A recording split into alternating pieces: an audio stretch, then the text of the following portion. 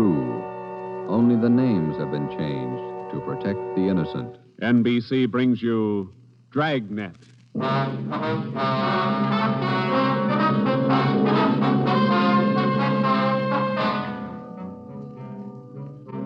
You're a detective sergeant. You're assigned to robbery detail. A ruthless fiend roams the streets of your city masquerading as a police officer.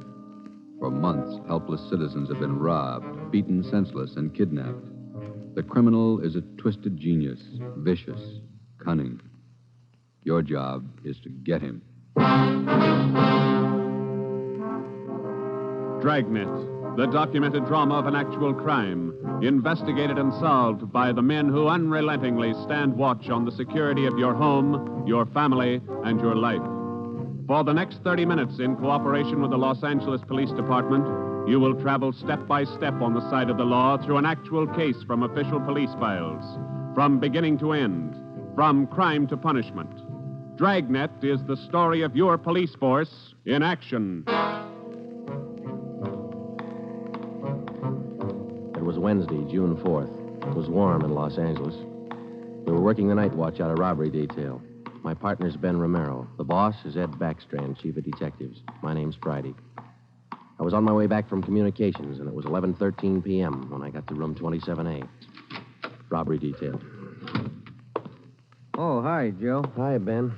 Did you get that message to call home? Yeah, bad news. What's the matter? That doggone kid of mine, chicken pox. Oh, again? Last year it was the mumps. Year before that, the measles. Every time I get set for a vacation, he decides to catch something. Well, forget it, Ben. Think what a comfort he's going to be in your old age. Go ahead, laugh. You'll find out. Yeah. How are you, Friday? Romero? Fine. What can we do for you? You don't look like you remember me. Oh, no, wait a minute. Name's Savage, isn't it? George? It's Johnny, Sergeant. Johnny Savage. You remember now? Oh, sure. Those liquor store robberies out in the Wilshire district. About 6-7 years ago, wasn't it? 10 years, Romero. You ought to remember that. You were at the trial. We testify in court every week. 10 years is a long time. It's longer in the state pen. It's a lot longer. Yeah, you cried a little at that trial, didn't you, Savage? You said we beat that confession out of you. Yeah, that's why I figured I'd drop in for a little visit. Kind of apologize to you fellas. You gave me a square deal. I guess I kind of lost my head. I figured I'd apologize. Oh, that's all right, Savage. When'd you get out? A couple of weeks ago. I did it the hard way. Served 10 flat. I don't know my day. You find a job yet? Yeah, Friday. I'm working nights. What kind of a job? Laborer in a warehouse, south end of town. Good. You decided to level? 10 years in prison's a long time. You learn a lot of things. Nights are long. You think a lot. You get things straightened out. I hope you mean that. Sure, I mean it, Friday. I've got everything straightened out. I know who my friends are, and I know who to watch out for. You sound like maybe you're on the right track. I got it figured, Romero. Not like you two fellas. You caught me red-handed, and you sent me up for 10 years. Well, you did all right, Savage. 5 armed robberies. You got off pretty easy. You got a break, Savage. Make the best of it. Sure, I'm not kicking. 10 years, a real break. That's right. Well, just dropped in for a little visit. Maybe I'll see you fellas sometime. All right, Savage? Keep your nose clean? Sure. No hard feelings. No. You just took 10 years of my life, that's all. There's no such thing as a man going through prison without changing. And Ben and I have seen him switch in both directions. Some men learn their lesson after they land behind bars, and when they're released, they turn into good citizens. Johnny Savage was sour.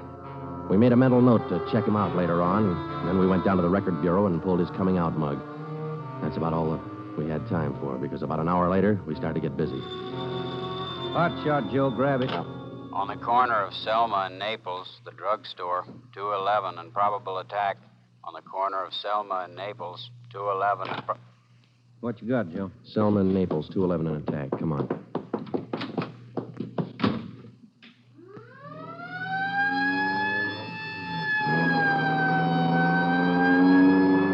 Here we are, Joe. Over there on the four corners. Yeah. All right. Come on. We got the story from the victim, the store owner, Mr. Thomas. For the most part, it was the usual rundown of an early morning holdup. There was only one exception. Oh, I've had young hoodlums try to hold me up before, but there was nothing like this one. How you mean, Mr. Thomas? Well, he came in here just before closing, and ordinarily I'd have kept an eye out because that's the time to look for him. But this fella came to the door and said he was a policeman, so I let him in. He looked like a cop. Barged right up to me and the wife behind the counter and pointed a gun. And she screamed, and he hit her in the face with the butt of the gun. Sergeant, it was horrible. That's the way it started, and that's the way it kept going. Because most of the victims and most people don't realize that as a citizen, they have the right to check on police officers' identification when in doubt. After we got the story from Mr. Thomas and checked the store in the neighborhood, Ben and I headed back for the office. Attention, all units. At the end of North Baxter Road near Hillcrest, victim of 211 and slugging. Car 7172, take the call. Code 3. Attention, all That's units. 4 blocks away from the last one. Let's roll on it, huh, Ben? Right, I'll hit the siren. You get the light. By the time Ben and I got up to the end of North Baxter, the men from car 71 were already there. The victim was telling his story. His face looked like it had been through a meat grinder. We're just shifting the car into second to make the hill when I hear this siren behind me, and I see this red light flashing in the side view mirror. Well, naturally, I pulled over to the curb, and I was just reaching for my driver's license when the cop runs up, yanks me out of the car, and starts clubbing me in the face with the butt of his gun. Did you get a look at him? Think you can describe him? No, I'm afraid not. He swung me around and kept me staring into that red light on his car all the time he was beating me. After a while, everything just went black. When I woke up, my wallet was gone, all my money's... 45 minutes later, Ben and I were interviewing the third victim, a young housewife out in the Wilshire district. Same trademark. I tried to tell him, Sergeant.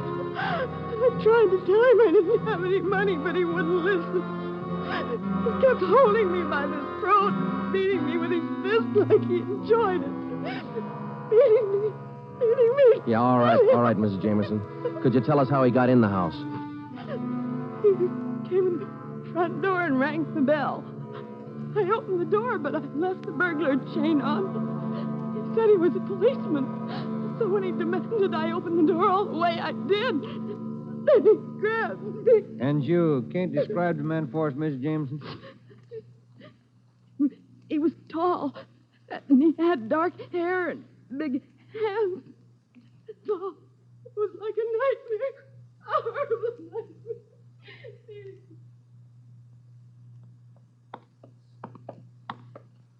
Tall, dark hair, big hands. Your guess the same as mine, Joe? Maybe. Let's wait and see. Come on, let's check with the boss. Hi, Mike. Hi. He's waiting for you. In there. Come on, Ben. Chief of Detective's office. Hannon. Sit down. Yeah, Skipper. All right, you two, let's have it. The guy with the red light? Yes, the guy with the red light posing as a policeman. Why hasn't he been picked up? You know as much about it as we do, Ed. We got our first call around midnight. He knocked over a drugstore out on Selma. He hasn't stopped working since. Didn't you get any definite lead on him? No description, no license number? Nothing. He's tall, big hands, dark hair, that's all. Fine. Either of you got any ideas? Could be anybody, Skipper, with that description. You're sure it wasn't anybody on the force? We sent all the victims down to personnel. Lowry showed him the mug book of all police officers. Wasn't one of our men. Works fast. Drugstore, a motorist, a pedestrian, a housewife out in the Wilshire district. Went right in the house after her. 4 of them, right in a row. 5. Huh? There's a 20-year-old kid in the next room. Came in just before you got here. A couple of hours ago, he was sitting in a car with his girl up in Mulholland Drive. This red light bandit comes along, slugs him, and kidnaps the girl. Kidnapped? She still missing? Not a trace. When did this happen? A couple of hours ago. They brought the kid over from Georgia Street Hospital. We can talk to him now. He's had a bad time. Right in here. Okay. Pete, we're going to have to ask you a few more questions. Oh, yeah. Okay. It feels a little better now. This is Sergeant Friday and Sergeant Romero. Hi, Pete. Hi. Can you tell us what time the trouble started? Oh, about 10:15, 10:30. Sally and I were sitting in the car talking about where we were going on our honeymoon. We're going to be married next month. And then this car pulls up behind us and starts flashing a red spotlight on us, and a guy runs over and pulls open the door. He said he was a cop. Did you get a good look at his car, Pete? I think it was a black sedan. Did you get a look at the man, Pete? No, I didn't. It was pretty dark, and he kept me staring into that red spotlight.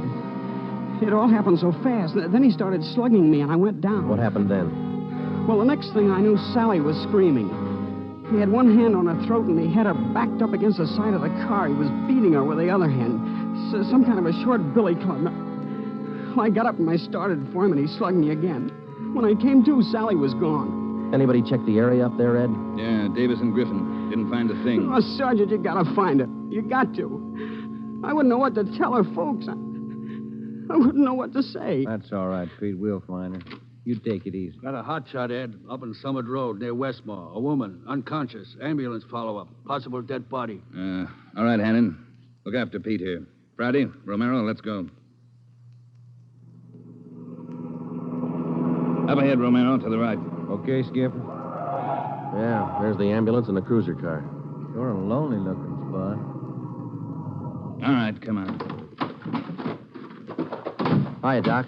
What'd you find? Hiya, fellas. Right over here. Just gonna take her in. Where'd you find her? Over there, by the side of the road. Somebody driving by saw her. They called us. Any identification? This bracelet on her wrist. To my dearest Sally from Pete. December 25th, 1947. That's a girl, all right. What are the chances, Doc? I wouldn't bet on him. Pretty bad shape. Well, have you seen enough? Yeah. Friday, Romero, call the crime lab and check the area for footprints and tire tracks. I'll ride back in the ambulance with the girl. If she regains consciousness, I want to talk to her. All right? Okay, Ed. I'll meet you in the office by 8:30. We're working straight through till we get this guy. See you at the office, Skipper.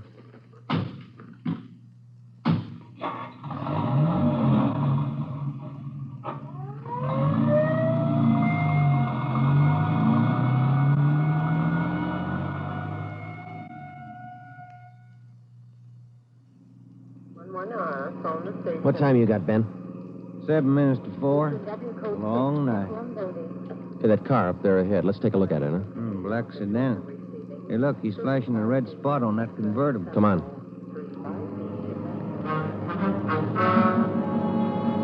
He sees us, Joe. He's pulling away. Get that gas pedal down to the floor. Already there. He's turning off right. Hit the siren. I'll get the light. We're gaining a little, Ben. Next corner to the left. Joe, where'd he go? It's a fancy driver. Try the alley up ahead to the left. Must have turned up that cross street. Get through the alley and double back on him. Right. There he is, Ben. Look out. Watch it, Joe. Watch it. He's going to ram us.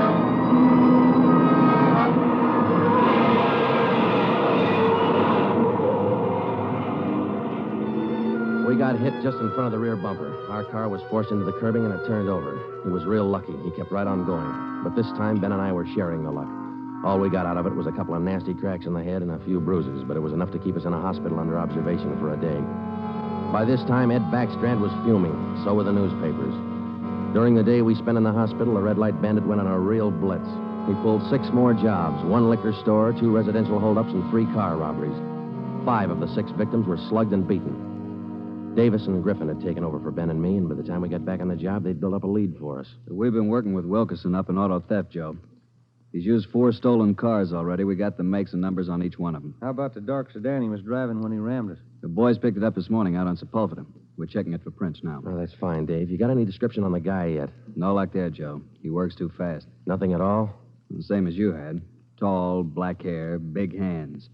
Loves to use them. Friday, Romero, got a minute? Okay, Skipper. Check you later, Hyundai. Sure thing, boys. Sit down. How do you feel? Pretty fair, Ed. Little stiff here and there. All right, did Davis fill you in? Up to date. Okay, I just called the doctor who's handling Sally Wilder, Pete's girlfriend, you remember? Oh, yeah. She's been in pretty bad shape since we found her up there on Summit Road. This morning she took a turn for the better. She's conscious, and her doctor thinks she might be able to talk to us a little bit. Good. When? About an hour. I cleared it with the doctor and with her family. You'll only be able to stay a couple of minutes, so make the most of them.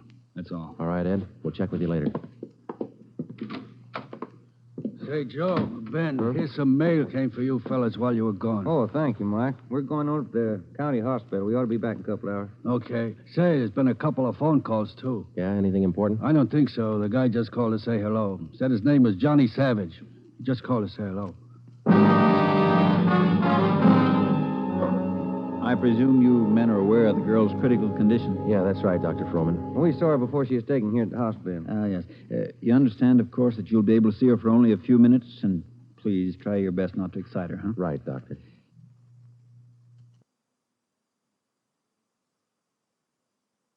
Sally isn't able to talk. Bad mouth and face injuries, So your questions will have to be answered simply yes or no and nod of the head. Okay, we got you. We only have a few questions, and we want to know if she can identify the man who beat her from these pictures we've got here. All right, Sergeant. This way, please. Thank you.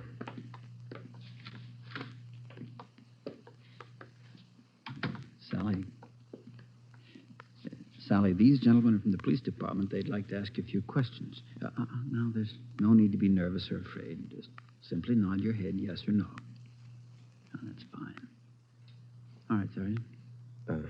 Sally, did you see the man who attacked you? Yes. She says yes. Did you get a good look at his face? You did. All right, Sally, now you can answer these three together. Just yes or no. Was he tall? Did he have dark hair? Did he have large hands? He did. Ben. All right, yeah, Jim. Hand me the folder. Yeah. Here you are. Thanks. Now, there's just one more thing, Sally. I'm going to show you some pictures now. Take all the time you want before you make up your mind about each one. If you recognize any one of these men as the person who attacked you, just nod your head, all right? All right, that's fine. Good. Here's the first one. No? All right, here's the next one. No. How about this one? No? All right, here's another. Do you recognize him? This was the man? Are you sure, Sally? Thank you. That's all. Let's go. Did you find what you wanted, Sergeant? Yes, Doctor, we did. Here, it's this one. Nice-looking chap. Who is he, Sergeant? His name's Savage, Dr. Froman. Johnny Savage. When we got back to the office, we checked in with Ed Backstrand.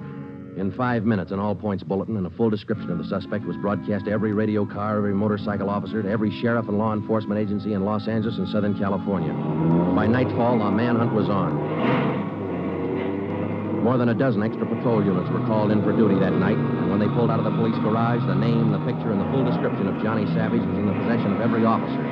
The same for the patrolmen, whether they walked a beat downtown or out in the residential areas. The picture of Johnny Savage went with them. Everything was done that could be done. On the second night of the manhunt, far out on the edge of town, Johnny Savage, the red light bandit, got his 12th victim, a 63-year-old storekeeper. Attention, all units. 939 Markham Street, near Clark. 211 and slugging, code 3. Ambulance dispatched. All units. 939 Markham Street, near Clark.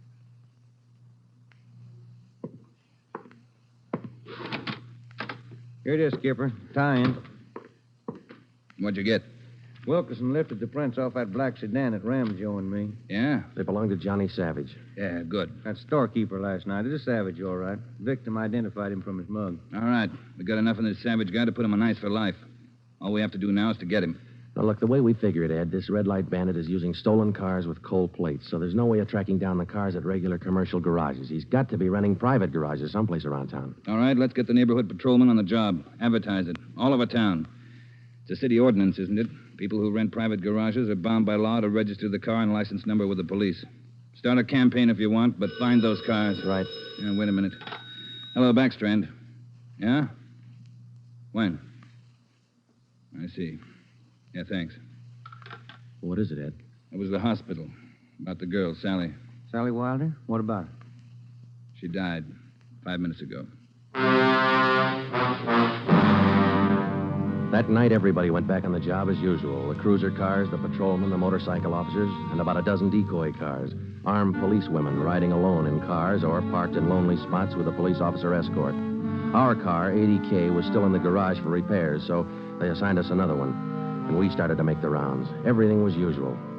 Except one thing. We weren't tracking down just a thief anymore or a sadist who liked to beat people's faces in. We were out to get a murderer.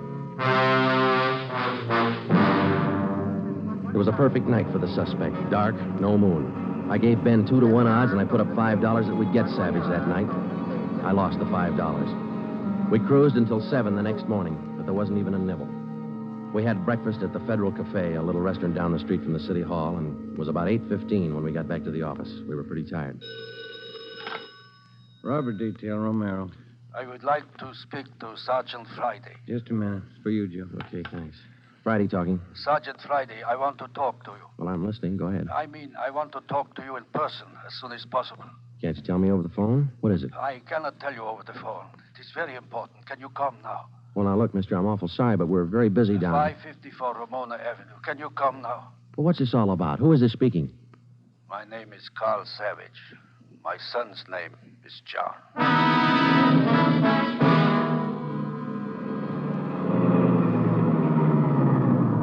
Here it is, Joe.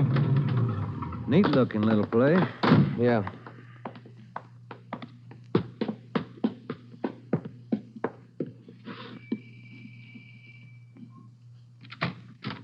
Yeah? I'm Sergeant Friday. You Mr. Savage? Yeah, come in. Okay. This is my partner, Sergeant Romero. How do you do? I will be brief, gentlemen. I am the father of John Savage. I wish for you to catch him. I will help you. I noticed the name on the mailbox outside, Mr. Savage. Changed your name lately? I changed my name 10 years ago when John first got into trouble. My own name I had to change. The shame. Always from him, my son. Shame. Mr. Savage, has your son been home since he got out of prison? Yeah, many times to ask for money. I would not give him any, so he struck me. Last night I read in the newspaper the little girl he beat up. She is dead. Then I make up my mind.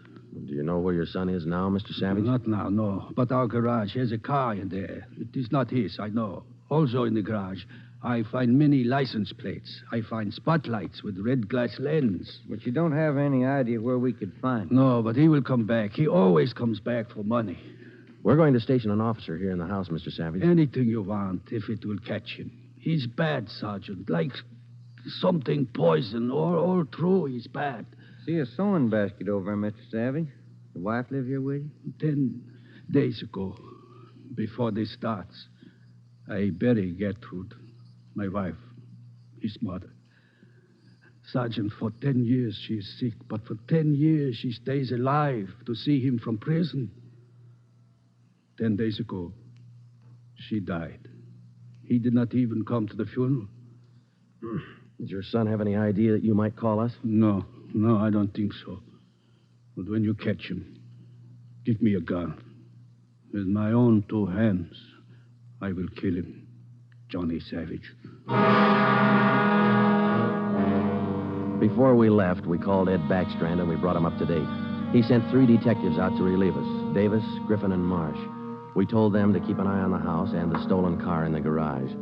That night after dinner, Ed Backstrand, Ben, and I went out and relieved them. We parked the cruiser car in the garage next door, and then we took up our posts.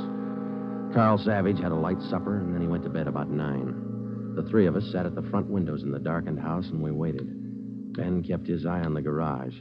Outside, across the city, the manhunt continued as usual. 3 hours went by. The waiting got monotonous. Friday, Romero, look alive, will you? Oh, yes, Skipper. I'm sorry.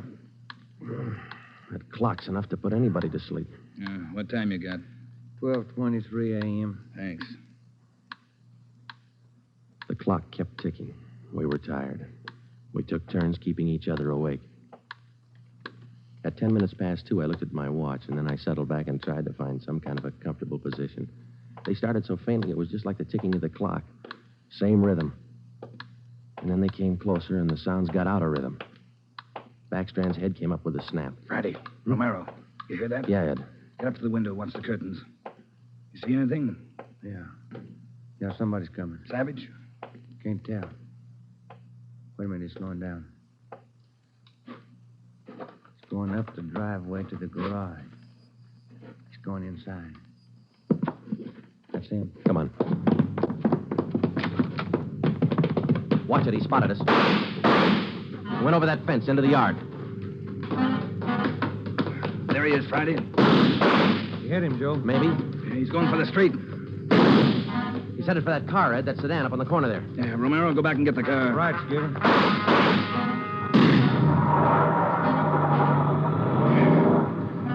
Must have parked up the block before he came around. Where's Romero? I don't know. Oh, here he comes now. All right, let's go.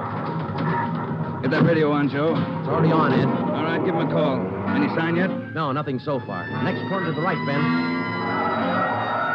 Unit 80K to Control 4. 80K to Control 4. Control 4 to Unit 80K. Go ahead. Clear and keep frequency 4 open. This is an emergency. 80K, roger. Frequency 4, open and clear. Attention, all units on frequency 4. Stand by. 80K, go ahead. Yeah, there he is, Friday, up ahead. Dark blue sedan. Control 4. We are in pursuit of the possible red light bandit. Suspect is driving a dark blue 1949 sedan. License number in the 7 column. 61 Robert 784. Use caution. Suspect is armed. Code 3. Attention, all units. Attention, all units. Unit 80K now pursuing possible red light bandit. Suspect is driving a dark blue 1949 sedan. License number in the 7 column. 61 Robert 784. Use caution. Suspect is armed. Code 3. Your location, 80K. Control 4. We are headed east on Wilshire Boulevard, crossing La Brea. Attention, all units. Suspect is headed east on Wilshire Boulevard, crossing La Brea. Watch it, Romero. Don't lose him. I see him, Skipper. Control 4. Still pursuing red light bandit. Headed east on Wilshire, now crossing Rossmore. Attention, all units. Suspect is still headed east on Wilshire, now crossing Rossmore. Suspect is armed. Use caution. Code 3. That truck pulling out up ahead. Hit the siren, will you, Skipper? Yeah. Hold on, it's a tight squeeze. Gaining on him, Romero. A lot of traffic up ahead. He's got to slow down. Control 4. Suspect headed east on Wilshire, crossing Western Avenue, closing in. There he goes. Took a right down Sherman Alley. It's a dead end. Yeah. Control 4. Suspect turns south into Sherman Alley, closing in on suspect. Attention, all units. Suspect has turned south into Sherman Alley. Suspect is trapped. Converge on Sherman Alley. There he is, Skipper. Pulling up ahead. He's jumping out. All right, take the mic, will you, Ed? Here. Come on, Ben. I'll direct the other cars in. If you need help, holler. Right, Skipper. All right, which way to go, Ben? Down between those buildings. Come on. He's starting up the back fire escape. All right, keep him busy. All right, Savage, come on down. He wants to go the rough way. One more chance, Savage. Come on down. No use, Joe. He's heading up for the roof. Come on. He climbs like a monkey. Come on, let's get him. Yeah, all right. Here, I'll give you a hand. Here's the roof. All right, where'd he go? I don't know. Let's spread out. All right, Savage, you're through. Throw your gun out and come out with your hands up. Watch it, Joe. He's running for the edge. He's going to jump. I'll get him. All right, up, guy back here. You lousy copper, you dirty, lousy cop. I'll kill you, You're through, Savage. You're through.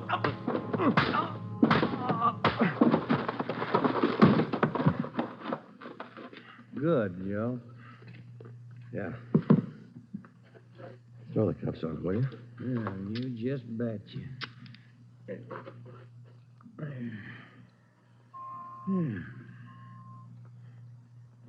You want to smoke?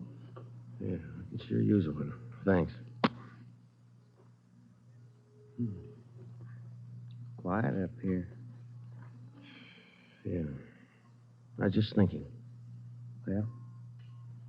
Carl Savage, this guy's father. Mm-hmm. What about him? Nothing. What would you do, Ben, if your son was a murderer?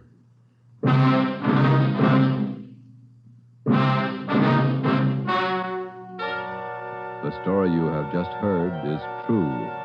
Only the names were changed to protect the innocent. John Savage was tried and convicted of murder in the first degree. He was executed in the lethal gas chamber at the state penitentiary.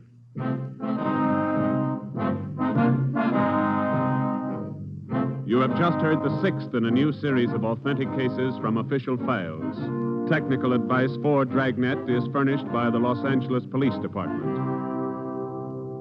Tonight's program is dedicated to Patrol Officer Robert Steele of the Montana State Highway Patrol, who on the morning of November 2nd, 1947, gave his life so that yours might be more secure.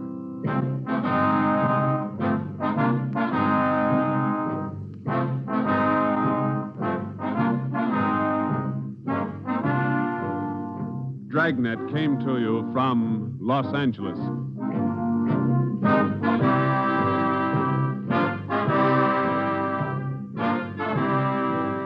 This is NBC, the national broadcasting company.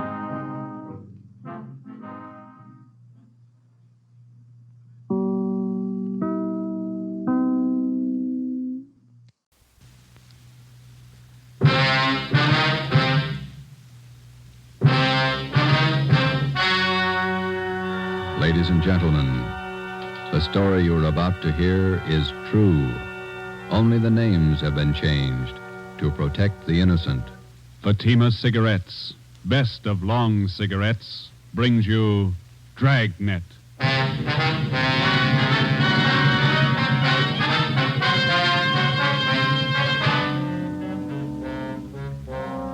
You're a detective sergeant. You're assigned to Juvenile Bureau. A rash of crimes has broken out in your city. Suspicion points to an organized gang of juveniles. Your job, stop them. If you want a long cigarette, smoke the best of long cigarettes. Smoke Fatima. It's the long cigarette that contains an essential ingredient of all the very popular cigarettes, Turkish tobacco. That's why you see the Turkish symbols on the attractive gold and yellow Fatima package. That's why Fatima has a much different, much better flavor and aroma than any other long cigarette. That's why Fatima doubles and redoubles its smokers. Yes, if you want a long cigarette, smoke the best of long cigarettes. Smoke Fatima. Dragnet, the documented drama of an actual crime. For the next 30 minutes, in cooperation with the Los Angeles Police Department, you will travel step by step on the side of the law through an actual case from official police files. From beginning to end, from crime to punishment, Dragnet is the story of your police force in action. It was Sunday, March 27th. It was windy in Los Angeles. We were working the night watch out of Georgia Street Juvenile Bureau. My partner's Ben Romero. The boss is Ed Backstrand, chief of detectives. My name's Friday. I was on the way up from the Juvenile Bureau, and it was 11:25 p.m. when I got to the receiving hospital, room 5, the treatment room. Everything happens on Sunday nights, huh, Joe? Yeah. How's the kid making out, Doc? The one arm is cut up badly. Nothing fatal, though. How'd it happen? That's what I'd like to find out. Can I talk to him? If you want. Don't press him, though. He's had a bad shock. All right.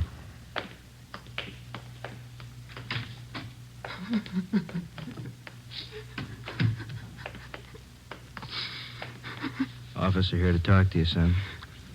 I can't. Tell him I can't talk, please. Just a few routine questions, son. You're going to have to answer them sooner or later. Please. Can't you see what's happened already? I can't tell you anything. Jack Monroe, is that your real name? Yeah. How old are you? I'll be 16 next July. Where do you live? I can't tell you. You know that. Now, let me alone, will you? Let me alone. You've been running around with that gang of kids on Spring Street, haven't you? The big timers, isn't that what they call themselves? I don't know anything about it. Believe me, I can't talk. You tipped us off about the burglary they were going to pull tonight. Is that where they knifed you? Look, will you believe me? I can't tell you anything. Not anything, please. He's still shaky, Joe. All right, Doc. Well, Jack, we'll talk about it later when you feel better. You see what they've done to me already? They said next time they'd kill me.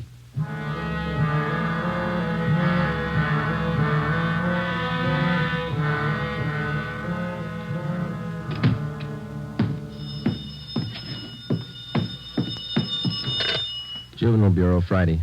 Yeah. Yeah, okay, Fred. Goodbye. How'd you make out, Joe? Not very good, Ben. Captain Bowling come in yet? You checked in while you were gone. Wants to see us. Okay. The kid tell you who knifed him? No, I scared him good. He wouldn't tell me a thing. You get a line on the boy's parents, Friday? I got a hold of his father. He's on his way in. How's the boy? Bad knife wounds. Nothing fatal. You know the boy? Not till this afternoon, Captain. He tipped us off about a burglary a gang of young kids were supposed to pull tonight. Did it go through? No, but 2 hours ago, this Monroe kid was found in a vacant lot down on Olympic, cut up pretty bad. The gang must have pegged him. How long is it going to take you to break that up? Well, we're just starting to get a line on them, Bob. Must be nearly 100 in that gang.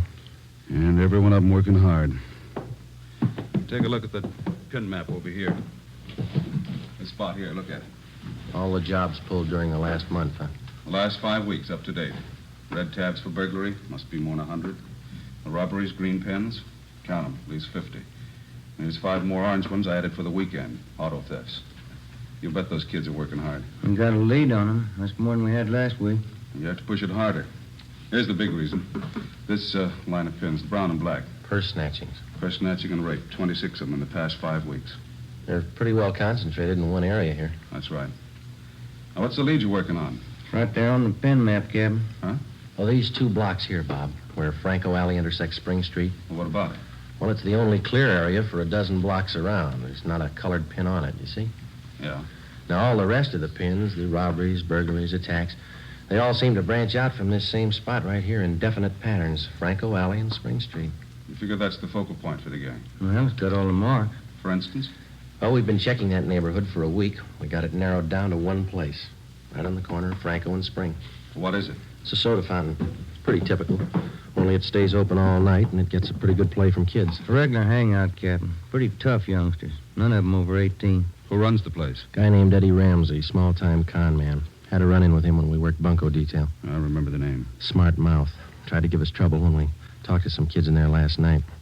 He's got a place set up for him in the back of the store, kind of a club room. It sounds like a good lead.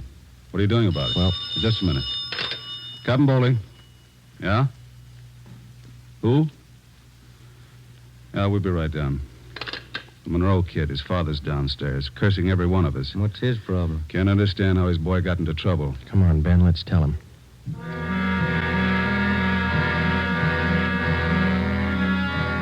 What kind of a city do we have when we can't allow our children out on the street without being stabbed or shot? What's our great police force doing when this is going on? I'd like an answer if you got one. I demand an answer. We got an answer for you, Mr. Monroe. Will you sit down? My boy's lying in there in that hospital bed, cut to pieces. What did you do to prevent it? Tell me. You tell us, Mr. Monroe. What'd you do to prevent it? I'm no cop. That's your job. I pay my taxes and I help pay your salary. We look out for your kids, but we don't raise them. That's What are your you talking job. about? Just a minute, Mr. Monroe.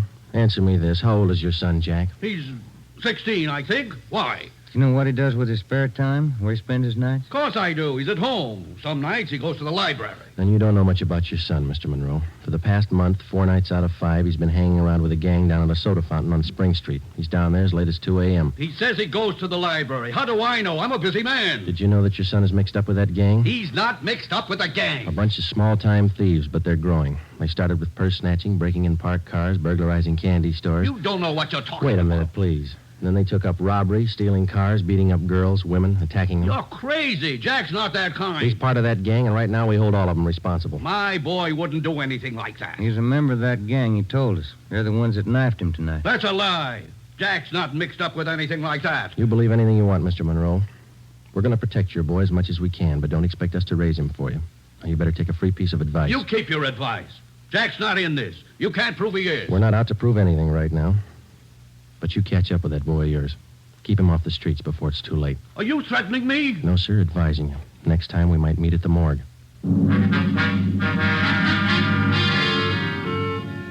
1 a.m. Monday, March 28th. A detail of 50 officers from Juvenile Bureau and Metropolitan Division were deployed for 16 blocks along Figueroa Street.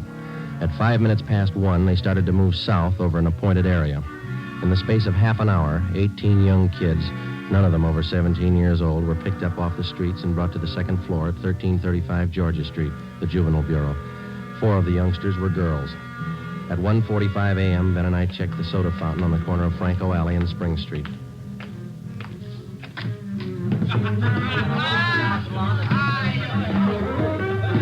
Same bunch, Joe. Business as usual. Yeah, come on. Hey, Teddy, the Bulls. They're back again. Same guys. Go back and tell Eddie. Hey, look, why do you guys have to keep tracking us, huh? You'd think we were crooks or something. You were here the last time we checked in, Teddy. You ever go home? Sure, when I'm tired. I ain't tired. What's the matter? That's your money on the table there? Sure, it's my money. You want to borrow a buck? $28. That's a lot of money for a boy your age. You keep pretty late hours, son. You have to go to school in the morning? Maybe. I can sit here, can't I? It's free country. I'm drinking coffee. You gonna make me on that? You've been drinking more than coffee. Where's your driver's license? Every time the same thing. There. March 10th, 1933, 16 years old. Hey, they giving you trouble, Ted? Eddie's on his way out. What's your name? Jones. Clyde Jones. Huh, Ted? Sure. He's got money, too. Rich family. You can save the smart talk, boys. Any of your pals in the back room? What's the trouble now, Sergeant? How many times a week do we get a checkup? Go ahead, Eddie. Read them off. We told you the last time, Ramsey. Clean up your place here or we'll ride your back till you do. I told you the last time, Sergeant, there's nothing wrong with my place. It's almost 2 o'clock in the morning. You got a dozen underage kids hanging around here doing nothing. Some of them have been drinking. Schoolboys. Better to have them in here than hanging around outside in the street. I keep an eye on them. You're not the guardian, Ramsey. This time of night, they've got no business in here or on the street alone. That's your opinion, huh? That's the law, Ramsey. Now, either you shut down that back room and keep these kids out of here late at night, or we'll go after your license. You don't scare me, Sergeant. You can't prove a thing. A couple of these kids have juvenile records. They're on probation. We can tag you for contributing. You still don't scare me. Now, why don't you leave the kids alone? That's right, Eddie. Read them off. Ben, get Benson and Bell. Roger. If you won't clean up your place, Ramsey, we'll do it for you. Yeah? What are you going to do? We're pulling these boys in, all of them.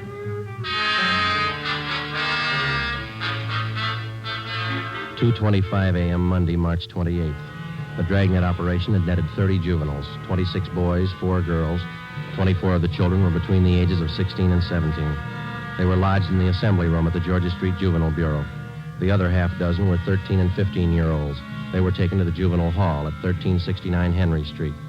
At 2:43 a.m., we met with Captain Bowling. All checked in, 30 of them. All right, in the morning we file petitions to have every one of these cases brought to the attention of the juvenile court. Make a note of it. Okay, Bob. For the kids with records, ask for detention from the probation department. Right. We'll call their parents in the morning. Call them now. They've got some explaining to do. By 6 a.m., all but 3 of the children's parents had shown up. To most of them, it was nothing new. Their kids had been there before. They'd be there again. They took the lecture from the juvenile officers calmly. As long as it didn't mean trouble for them, they wouldn't worry. When they got their children home, they would reprimand them, not for running the streets, but for being picked up by the police. Ben and I had seen the cycle of the young criminals start before, 100 times over. It had a lot of different endings, most of them sour. During the next week that followed, we booked an average of a dozen juvenile delinquents every night. The clampdown continued, so did the crime wave. 10 burglaries, 4 robberies, 8 car thefts, 6 purse snatchings, 3 assaults on women. 1 week's work. Picked up a new angle on Ramsey today, Captain. He might be fencing for the gang. Who gave you the tip-off? One of our informants. Ramsey's brother lives out in the valley. He's supposed to be pushing this stuff. You check him out? Yeah, couldn't get a thing on him. Well, that might explain what attracts the kids to that soda fountain. It explains those $20 bills the kids are flashing. They steal and rob, and then they sell the loot to Ramsey for nothing. Another thing. Ramsey keeps his place open all night, and there's no reason to. He doesn't get that much trade. It's only from the young gang that hangs around there. You questioned the kids. How do they account for having all that money? Well, most of them say Ramsey lends it to them. They say they pay him back a little at a time. I think he's fencing for the kids. Have you tried to get his license? No luck, Captain. We can't prove a thing against him. Then we'll do it the hard way. Sweat it out. That night, we drove out to Ramsey's soda fountain and asked him again to clean up his place, to keep the young kids out after 10 o'clock at night, to stop lending them money. He refused. There was nothing we could do. His business was a public place. He could not be held responsible for any of his patrons. In the next 10 days that followed, Ben and I haunted the sidewalk outside the soda fountain. We questioned every youngster as they entered and left. We made more than a dozen arrests. Many of the kids had been drinking heavily. We found some of them under the influence of narcotics. But Ramsey was still in the clear. The crime wave continued sporadically. Ben and I waited for our chance. It was a long time coming. Thursday, April 14th, we had dinner at Johnny Cokin's place, and it was 10:35 p.m. when we checked back in at the office. Hot shot. Grab it, Joe. Yeah. A terminal on Market Street, a 459 and shooting. A terminal on Market Street, a 459. Let's go.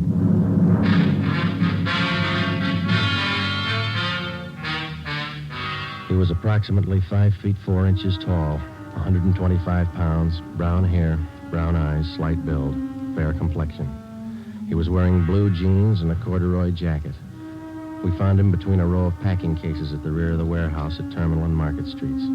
There was a single bullet hole in his forehead just above the left eye. There was a .38 revolver near his right hand.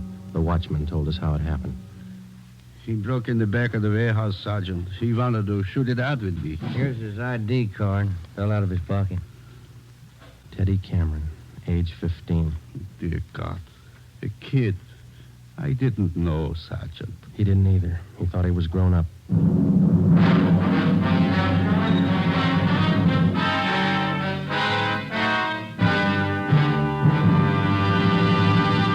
You are listening to Dragnet for the solution to an actual case from official police files.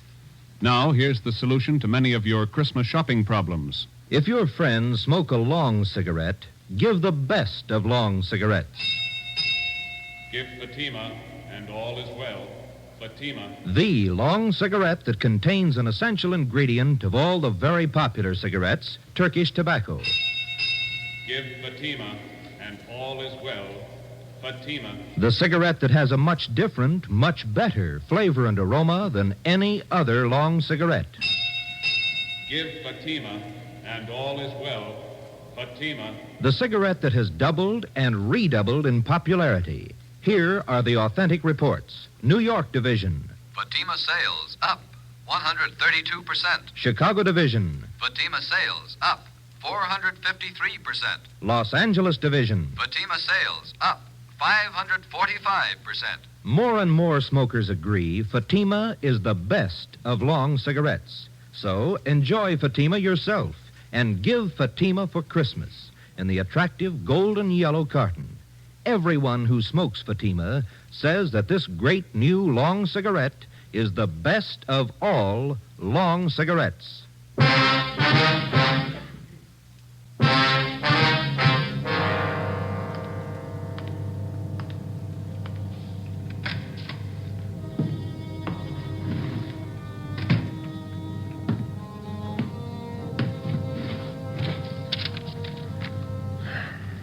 Los Angeles Police Department, Form 311, dead body report. Type, gunshot. DR number 437695. Victim, Theodore Cameron. Residence address, 960 Charter Street.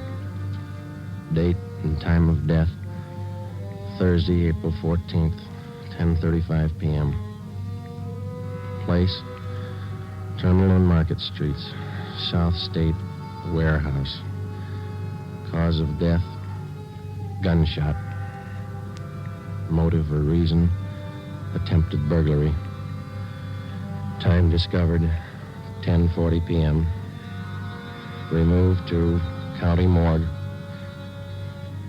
Discovered by Carl Hyba, night watchman.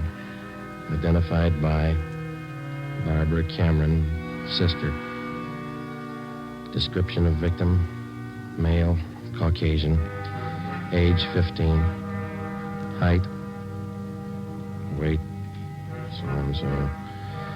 Occupation, student, descent, English, and was a witness. Signed Joe Friday, serial number 2288. Age 15.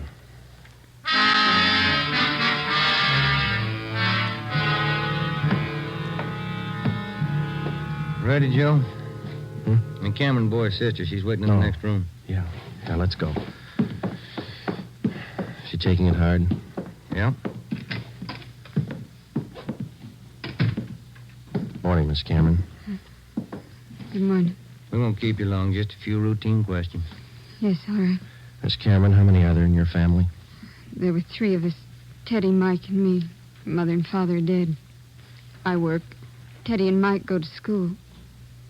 Mike does. How old is your brother Mike, Miss Cameron? He's 14. You're the sole support of your two brothers? Yes. Do you have any idea who the boys were your brother Ted used to run around with? I don't know them by name.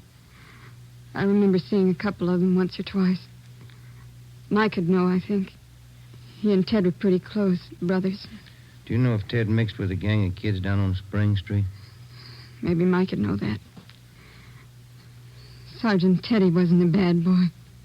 He wasn't a bum. None of us are. I tried to raise the boys like Ma told me. It wasn't easy. We made out. Yes, I understand, Miss Cameron. My salary didn't have too much, but we got by. Yeah. I figured on getting married. I'm 31. It'd be good for the boys, especially Teddy. He's dead, isn't he? Yeah.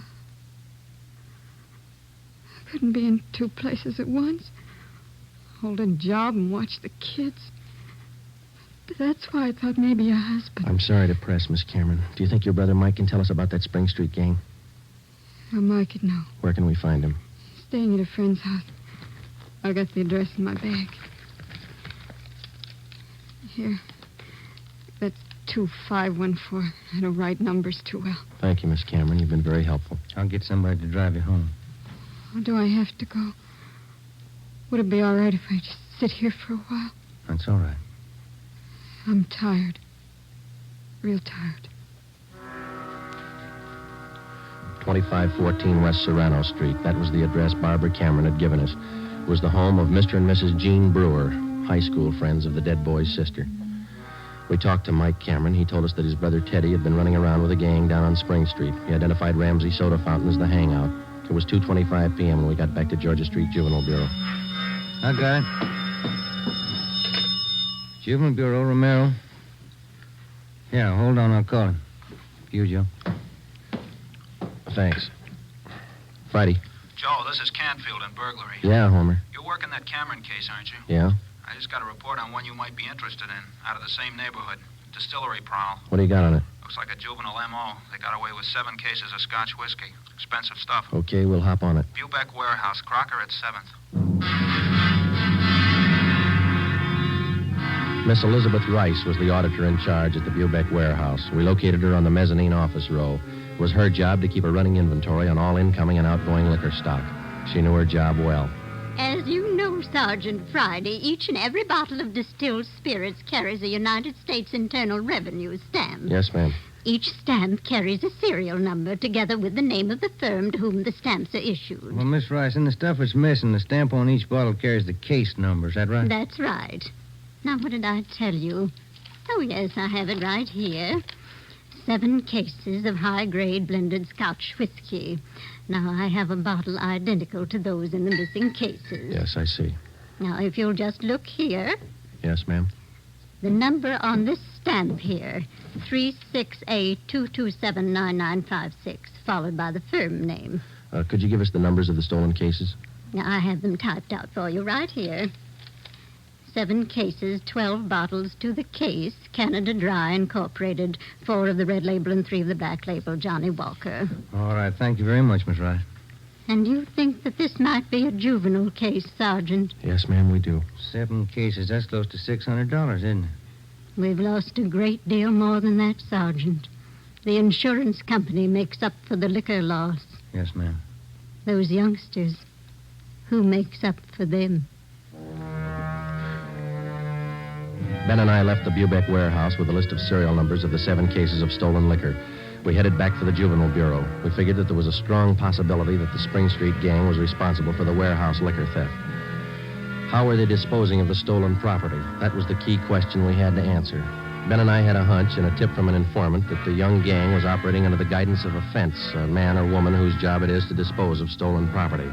The gang members were close to Ramsey at the soda fountain. Ramsey was the logical suspect. All right, now suppose they did steal the liquor. Suppose Ramsey's a fence. What's he done with the stuff? I don't think he's turned it this fast, if he's turned it at all. He wouldn't keep it at the soda fountain, no liquor license. And we've been around too much. He wouldn't keep it in his house. He lives in the rear of the fountain. It's too hot. Only leaves one other location that we know about. His brother's place in the valley. It was 5 minutes to 10 when we turned left off Ventura Boulevard onto Sepulveda. Ramsey's brother had a small farm about a mile and a half off the highway. It was a modest white frame house planted squarely in the center of an acre of ground. An unpaved driveway led off to the left of the house to the garage. Pull up here, huh? Yeah, okay. Yeah, it looks kind of quiet, no lights. Let's go.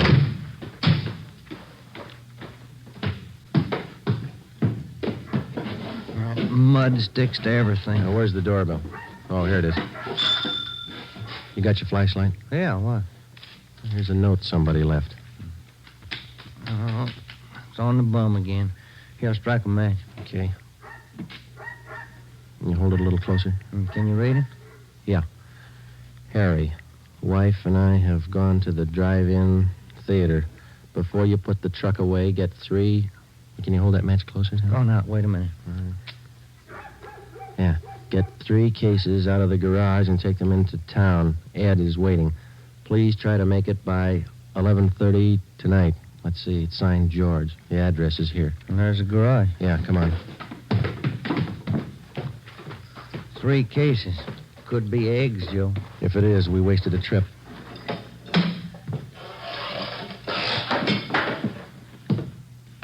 Oh, I'm out of matches, Joe. All right, here, use mine. What was that? Checking. Come on. See anything? No. There goes the light. Just a minute. I'll strike another one. You can save your matches. We found it. We found 5 cases of Scotch whiskey on the floor of the garage. We checked the serial numbers against the warehouse list. They matched. We went back to the car and called communications. We had an immediate stakeout placed on George Ramsey's place, and then we headed back for the city. It was 11:20 p.m. when we got to the address we found on the note. Oh, it's about time, Harry. Hello, Ramsey. We can do without the music. What's your problem this time? Hey, you're almost out of scotch, Ramsey. Serial numbers check out, Joe. Sorry I can't offer you a drink. We're too old to drink here, aren't we, Ramsey? Where's your phone? You want to invite somebody? You can see we're out of booze. You got a phone? In the hall. Ben, call the office. Yeah. All right, what's it all about? We've been out to your brother's place. What happened to the other 2 cases? You drink them here? I gave it to the kids. What are you looking at me like that for, Sergeant? Anything wrong, Eddie? Party's over, kid.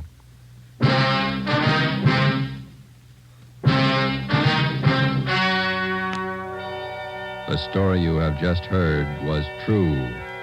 Only the names were changed to protect the innocent. On June 5th, 1949, trial was held in Superior Court, Department 74, City and County of Los Angeles, State of California. In a moment, the results of that trial. Earlier tonight, you heard the reports of amazing increases in Fatima smokers from New York to Los Angeles. Yes, all over the country, Fatima is doubling and redoubling its sales. And here's reason 1. Fatima is the long cigarette that contains an essential ingredient of all the very popular cigarettes, Turkish tobacco. Reason 2. Fatima has a much different, much better flavor and aroma than any other long cigarette. Reason 3. To millions of smokers, the name Fatima has always stood for the best in cigarette quality. Smoke Fatima, the best of all long cigarettes.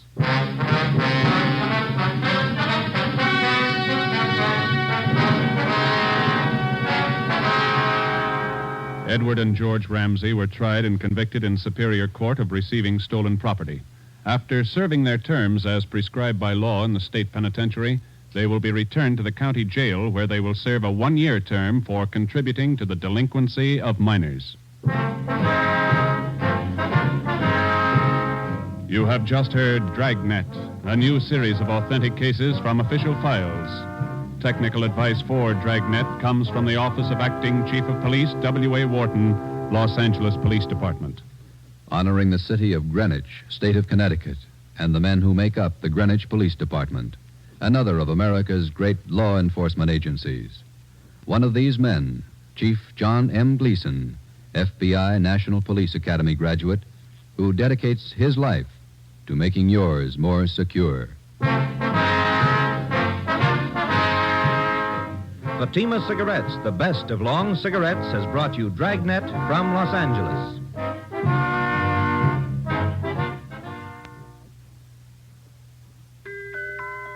This Christmas, give the gift that makes every pipe smoker happy. A Christmas humidor of mellow Granger.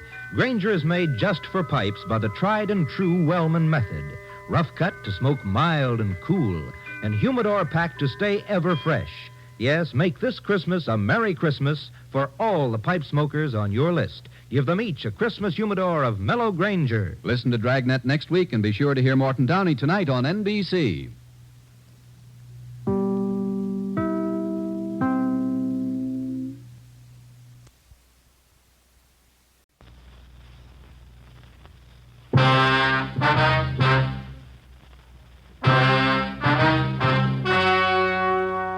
The story you are about to hear is true. Only the names have been changed to protect the innocent. Fatima Cigarettes, best of all long cigarettes, brings you Dragnet.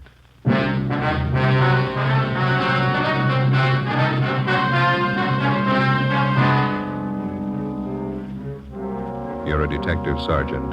You're assigned to homicide detail. A woman is knifed to death in her home. The body bears the mark of inhuman attack. The killer escapes. Your job, get him.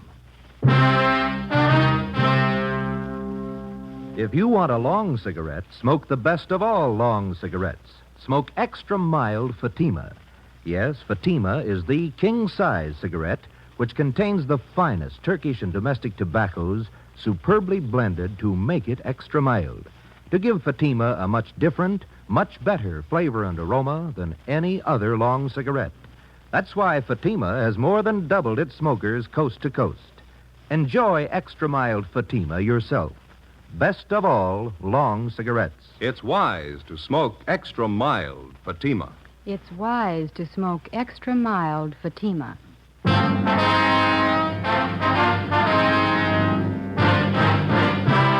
Dragnet, the documented drama of an actual crime.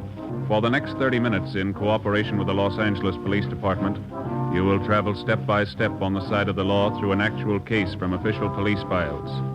From beginning to end, from crime to punishment, Dragnet is the story of your police force in action. It was Wednesday, September 29th. It was warm in Los Angeles. We were working the night watch out of homicide detail. My partner's Ben Romero. The boss is Captain Blaine Steed. My name's Friday. I was on the way back from the interrogation room. It was 11:23 p.m. when they got to room 42. Homicide. Hi, Lorraine. Hello, Joe. Like type this up for me? It's a dead body report. Yeah, okay. Thank you. Joe, How you doing? they bring Palmer in yet? He's in the interrogation room. Captain's with him. What's his story? He claims he had nothing to do with it. You contact any of the boys' relatives? Says he hasn't got any in town. It was just him and his mother. You called Juvenile Hall, didn't you? Yeah, they'll look after him for the time being. Pretty big shock for a kid. Yeah. Did you get anything out of him? Harry and I have been talking to him. Just starting to make sense. You want to lend a hand? Sure. We're going to the beach tomorrow, my mother and I. She had the day off and we were going to the beach. That's all I know. That's all she told me. Harry? Hi. You want to give it a try? Yeah. All right, Robert. Come on, son. It's going to be all right now. We need your help, Robert. Think you could answer a few questions for us? How about a bite to eat, son? Can I get you something? No, I'm not hungry. I'm okay. That's the stuff. Well, here, take it. It's a clean handkerchief. Yeah. Well, you're the cop that drove me down here, aren't you? That's right. Not going back to the house. You won't have to, son. I'm never going back to that place. All right. Oh, it was awful.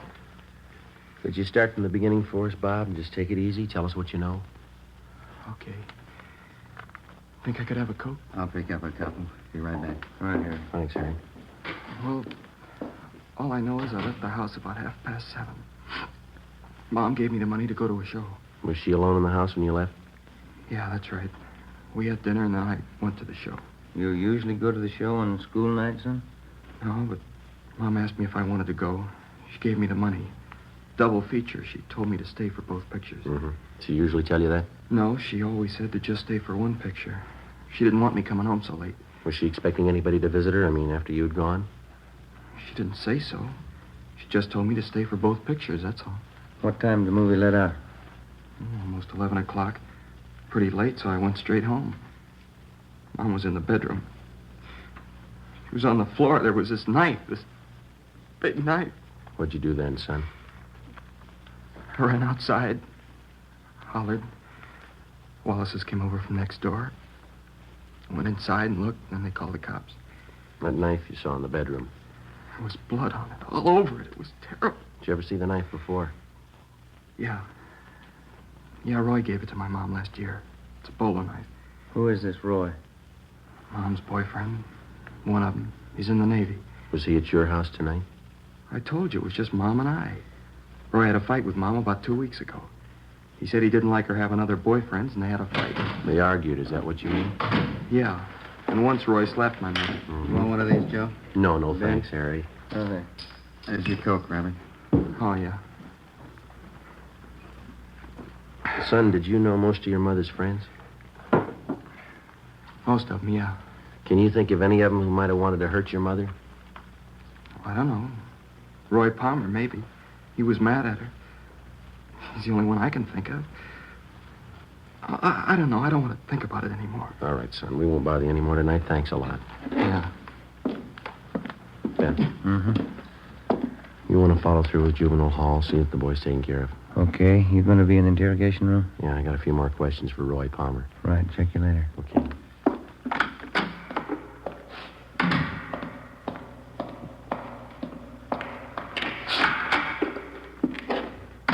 Crime lab back yet, Friday? No, not yet, Captain. Just talked with the Reynolds boy. Yeah? Can't believe anything that kid tells you. He's a liar. He hates me. You give him reason to hate you, Palmer? The kid's a liar, that's all. You were his mother's boyfriend. He says 2 weeks ago you had a fight with her that you slapped her. All right, I slapped her. That don't make it murder. I wasn't near that house last night, and I didn't kill her. We found your knife in her bag. Huh? A bolo knife, bone handle. That's not mine. I gave it to her a year ago for a present. Didn't even know she still had it. Look, why do you have to pick on me? Because you had a motive and you haven't got an alibi. What about all those bums you used to run around with? Why don't you ask them for alibis? When we find them, we'll ask them. Do you know any of them, Palmer? The other men that she went out with? How'd I know? The only time she ran around was when I was on sea duty. And how'd you know she was running around? Friends of mine. I saw her out with these guys. I get it. Interrogation room, Friday. Lee Jones, Joe. Just got back from the Dixon house. Anything? Off to a fast start. Leighton Prince checked the murder weapon, that knife. Dusted the handle. Yeah? Fingerprints, perfect set.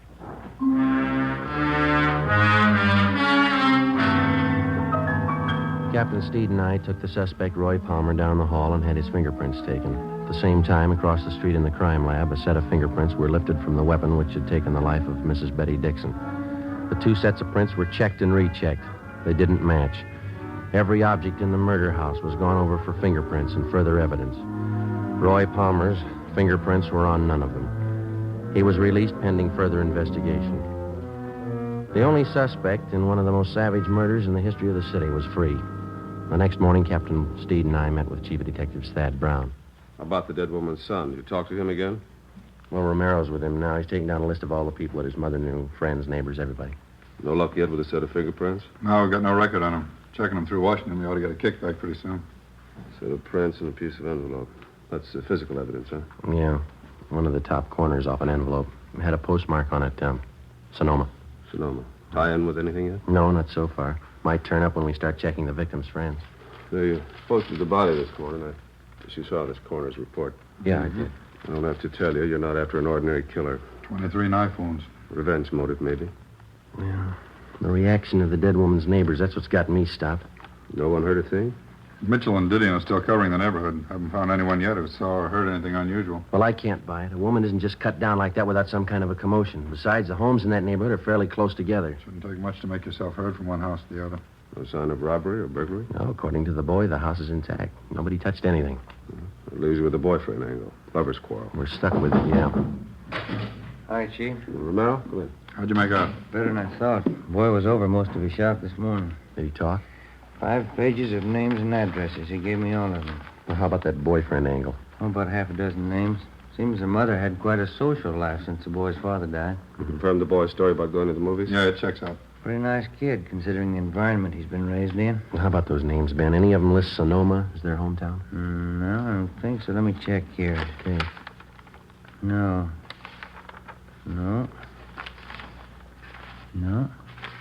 Huh? No, none of them. All right, you better start digging into that list. Postmark may tie in later. Meantime, you still have that set of fingerprints. No chance for a mistake there. When you reach the right men, those prints will connect him with the killing. That makes it simple for you. Prince will tell us who he is. You got only one answer to dig for. Yeah. Where he is. Thursday, September 30th, 11 a.m. We started checking the list of the murdered woman's friends through R&I for any possible criminal record. It's usually the case that a major crime rates headline space twice. When the crime is committed, when the criminal is apprehended. Between the two, more than often, there's a space of weeks and months, sometimes even years, in which the police officer goes through the monotonous, undramatic business of checking files, asking questions, sifting and sorting leads and evidence until he finally reaches the criminal. For a news story, it's pretty dull material, but it proves out the contention of most working detectives. You don't catch criminals with headlines.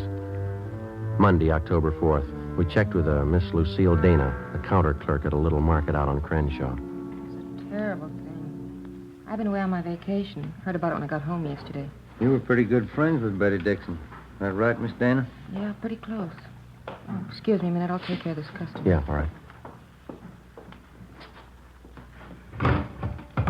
Here's Everything, sir? No, 2 bags of them jelly beans, please. All right.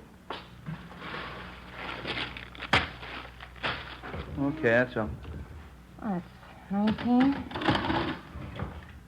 87. 9. 87. This is not marked. Just a minute. Tommy? Yeah? Number 2 corned beef. How much? Just a minute. 67. Thanks.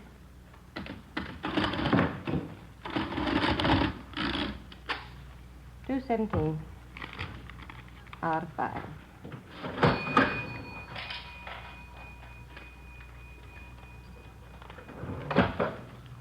$2.17, $2.20, $25, $50, $3, 4, 5. Mm-hmm.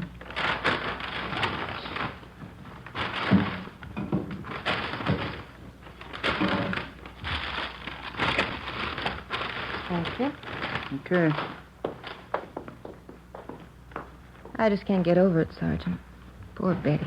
We understand that you used to go out with the Dixon woman, Miss Dana. Do you know most of her close friends? Well, most of her men friends. We used to double date a lot together. Mm-hmm. I wonder if you'd take a look at this list of names that we have here. All right. Let's see. Mm-hmm. Now, does that about cover all her boyfriends, all that you knew of anyway? Yeah, I think so. Let's see. Tony Morse, Galbraith, Al O'Neill. You don't have Floyd down here. Who was that? Floyd who? I never did know what his last name was. He used to take both of us out, Betty and I. Seemed to like her quite a bit. When's the last time she was out with him, do you know? Oh, 5 or 6 months ago at least. Kind of strange. How do you mean? Floyd. Jealous, you know. Hot temper. Said he was Spanish, but he had a light complexion. Oh, excuse me, please. Sure. Yes, sir? A pack of that mint gum and some lighter flints, please. Yes, sir. 25. Thank you. All right.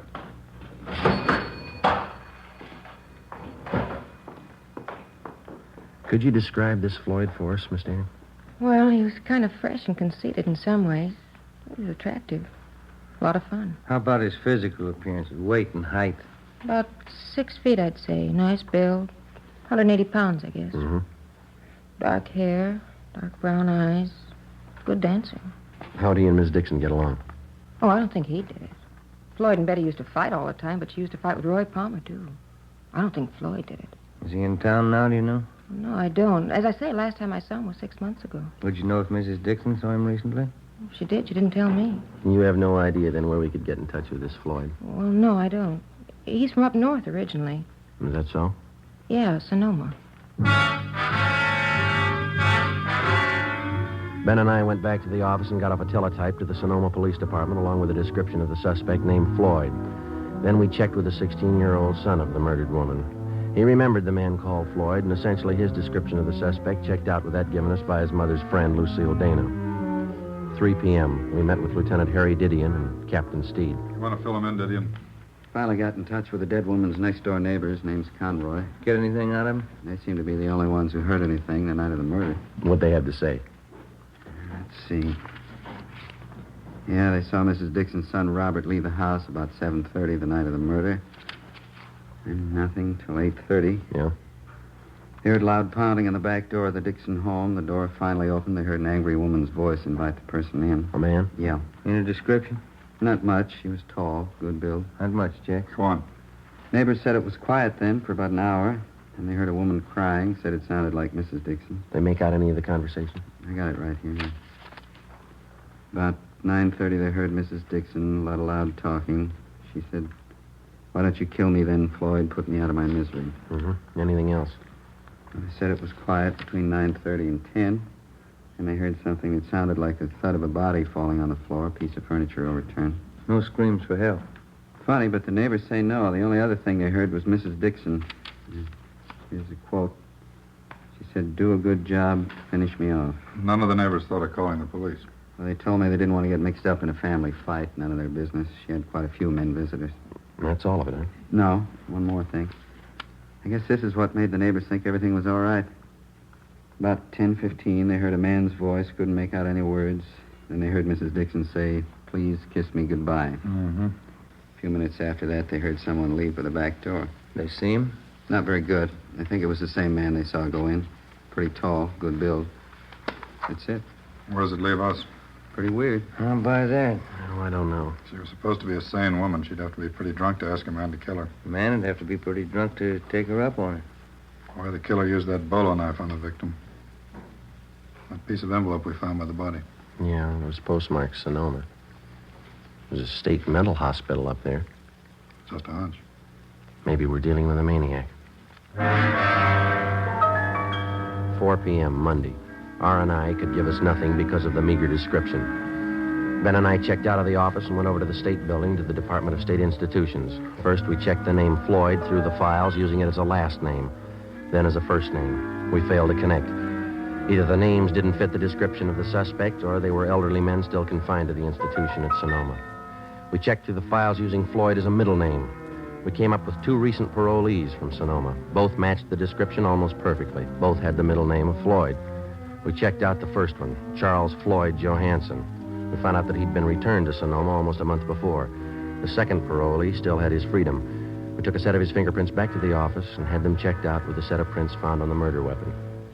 How's it shape up, Joey? Richard Floyd Coleman. That the right name? Yeah. Any make? He's your killer.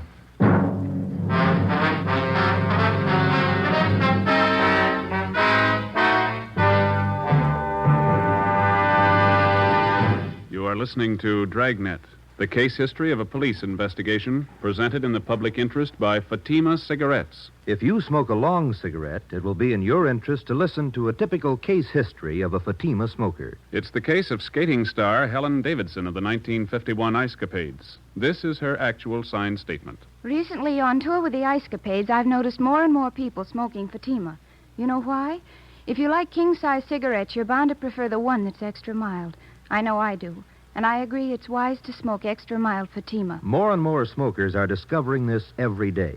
Actual figures show extra mild Fatima has more than doubled its smokers coast to coast. So enjoy extra mild Fatima yourself. The king-size cigarette, which contains the finest Turkish and domestic tobaccos, superbly blended to make it extra mild. You will prefer Fatima's much different, much better flavor. You will agree. It's wise to smoke extra mild Fatima. It's wise to smoke extra mild Fatima. The best of all long cigarettes.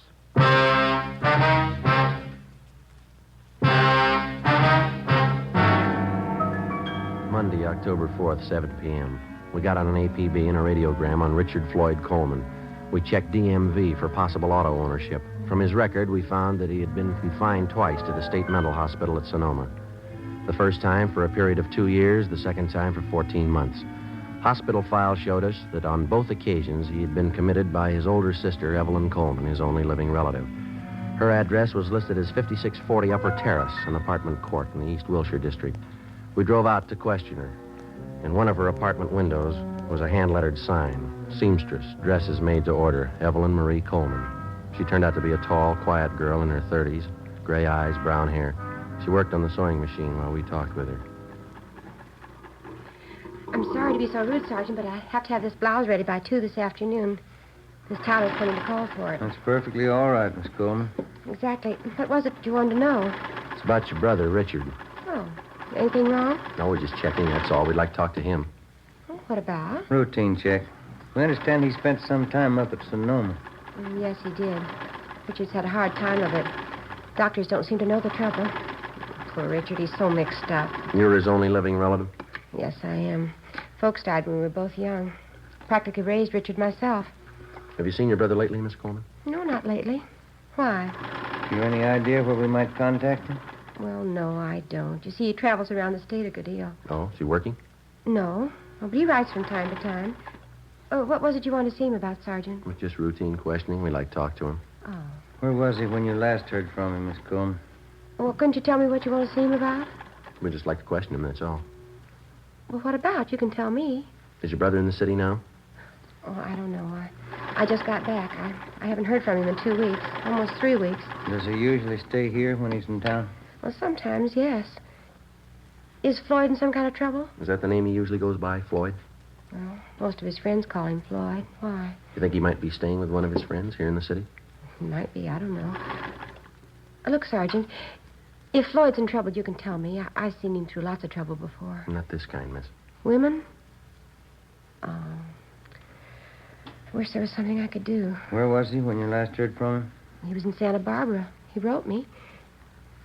Please, Sergeant, why do you have to see Floyd? Excuse me. Yeah, sure. Hello? Oh, yes, Miss Tyler. Uh-huh. Well, maybe just a few minutes late. Would 2:30 be all right?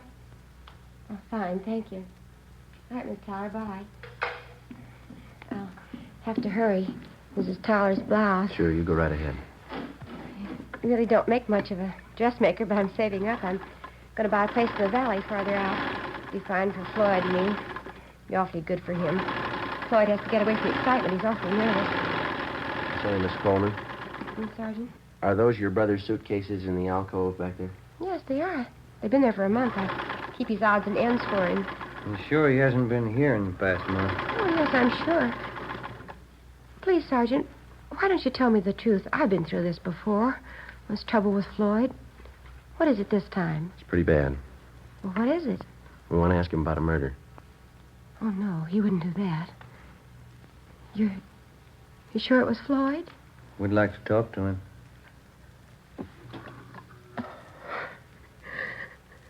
Floyd. Floyd. It didn't have to happen. I was going to buy a place in the valley. Floyd would have liked it there. I was going to take care of him out in the valley. Do you have any idea where we could find him, Miss Coleman? No, I don't. I don't know where he is. Santa Barbara, that's the last I heard. I've been worried about him. If he was in the city, would he come here to stay, ma'am? Well, he did before, yes, but I don't know about now. Does he have a car? No, not that I know of. No, I don't know what he's living on. He doesn't have any money. Who was the woman? Oh, Mrs. Dixon. Seems to know your brother pretty well. Oh, boy. You better grab that, Ben. Yeah, all right. Hello. Yes. That's all right. Thank you. Yeah. Mrs. Tyler, she'll pick up her blouse tomorrow.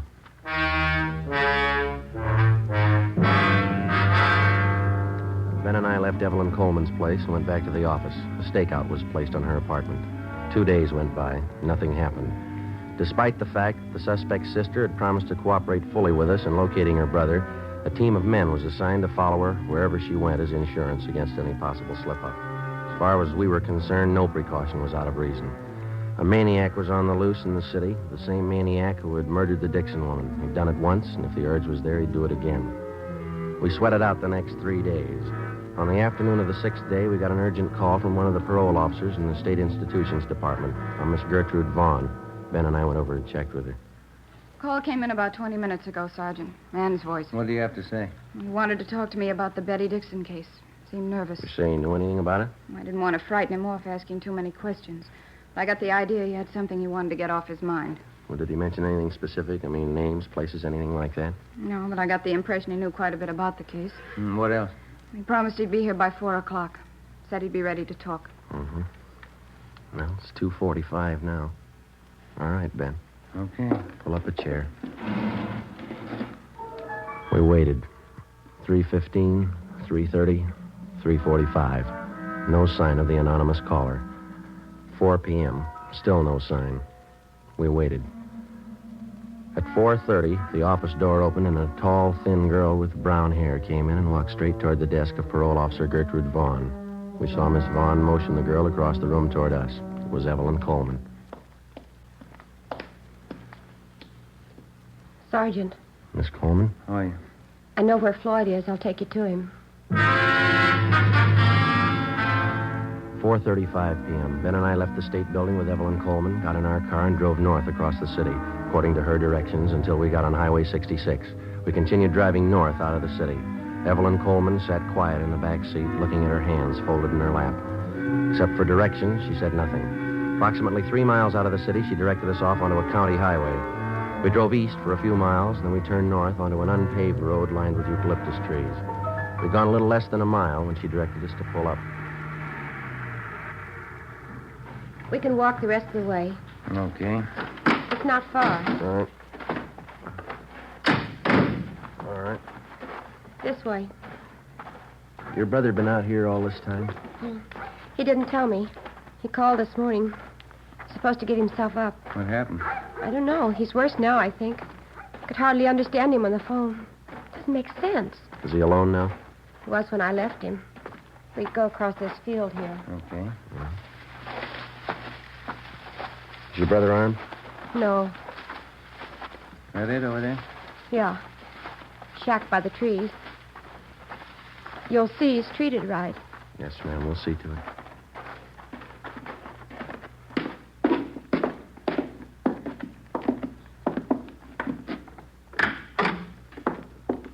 Evelyn? Heavy? I brought them in, Floyd. They'll take you back. I'm Richard Floyd Coleman. I want to tell you I killed Betty Dixon. All right, Ben. I wanted to marry her. She didn't want it. She dared me to kill her. I grabbed a knife. We can talk about it later, huh? She was lying on the floor. She said, "Kiss me goodbye." I held on to her. She seemed to go to sleep. We have to go, Floyd. You tell him, Evie, I loved her. You tell him that. Yeah, I will. She dared me to kill her.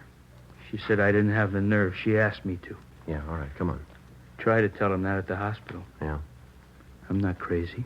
The story you have just heard was true. Only the names were changed to protect the innocent. On December 4th, trial was held in Superior Court, Department 86, City and County of Los Angeles, State of California. In a moment, the results of that trial. And now, here is our star, Jack Webb. Thank you. To prove a suspect's guilt or innocence, as in tonight's case, the working detective spends many a long hour with the man in question. In the interrogation room, the crime lab, with his friends, his enemies. Gets to know his man well. And so with a cigarette. If you're a long cigarette smoker like I am, get to know Fatima. Live with it a while. Pack after pack, they're extra mild. Get to know the best of all long cigarettes. Smoke Fatima.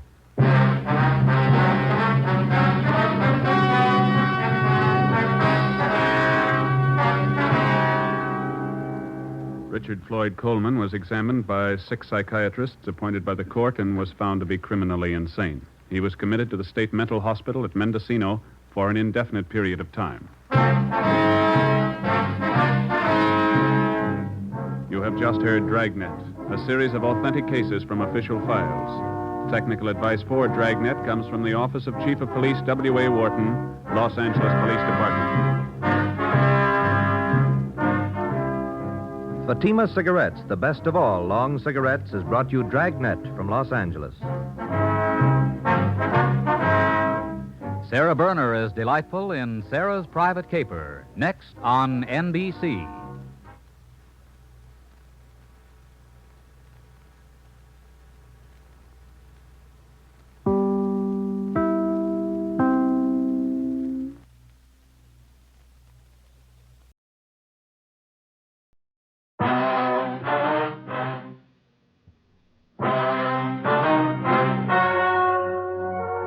The story you're about to hear is true. The names have been changed to protect the innocent. Fatima Cigarettes, best of all king-size cigarettes, brings you Dragnet.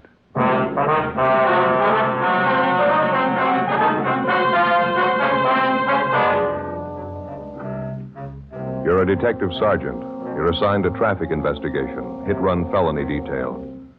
An elderly woman and her 9-year-old grandson are struck down in a pedestrian crosswalk by a speeding truck. The woman is killed instantly.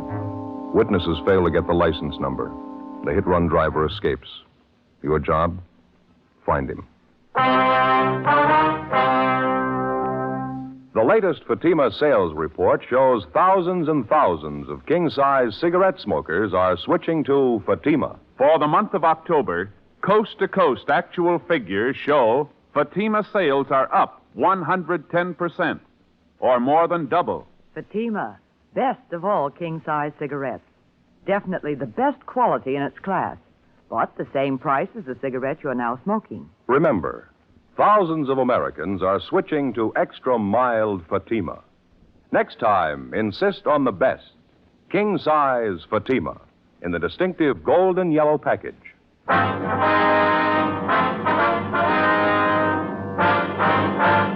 Dragnet, the documented drama of an actual crime.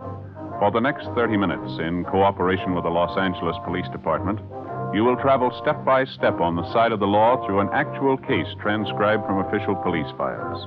From beginning to end, from crime to punishment, Dragnet is the story of your police force in action. It was Tuesday, December 21st. It was windy in Los Angeles. We were working the night watch out of traffic division, hit-and-run felony detail. My partner's Ben Romero. The boss is Captain Calfee, Commander AID. My name's Friday. It was 10:51 p.m. when we got to the Carlton Theater, the box office. Thank you. How many, please? Police officers, ma'am. I'd like to talk to you for a minute, if we could. Oh, yes, you mean about the accident? Yes, ma'am. One of the officers in the traffic car across the street, he told us you're one of the people who saw it happen. Yes, that's right. Terrible thing. It was an old lady and her grandson, you know. Yes, ma'am. Would it be possible for you to get a relief for a little while? A few questions we'd like to ask you about it. Won't take very long. Well, I'll be off duty at 11. That's when the box office closes. 8 minutes to 11 now. Would you like to wait? All right, ma'am. Fine. Cold wind out there. Would you like to wait in here? Right around back here. I'll open the door for you. All right, ma'am. Thank you. Yeah, it's nice and warm. Did anybody get the license number? Do you know, officer?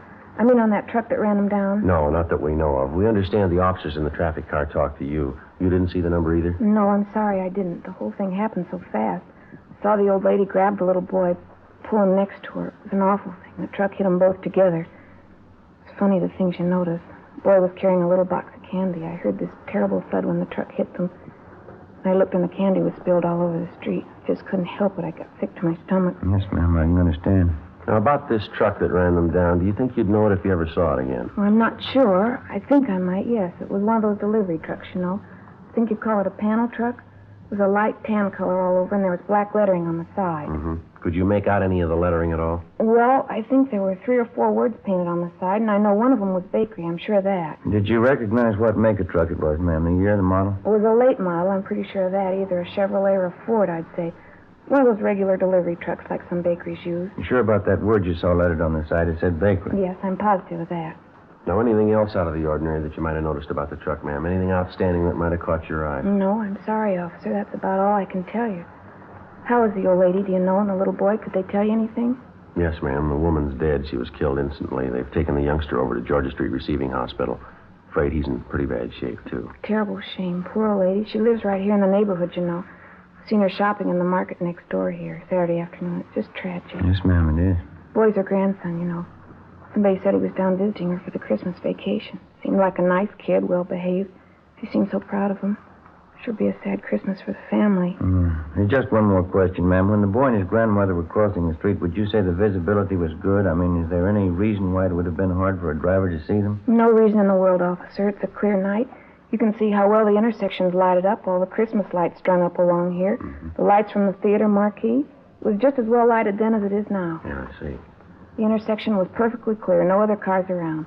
The boy had a white sweater on. The old lady was wearing a light-colored coat. Certainly easy to see the traffic light, too. It said stop. I can't understand why that driver didn't see him. No, ma'am, neither can we. How could anybody do such a thing? It just isn't any excuse for it. No excuse in the world. It's downright murder. Well, maybe that explains it. What? That's why I kept going.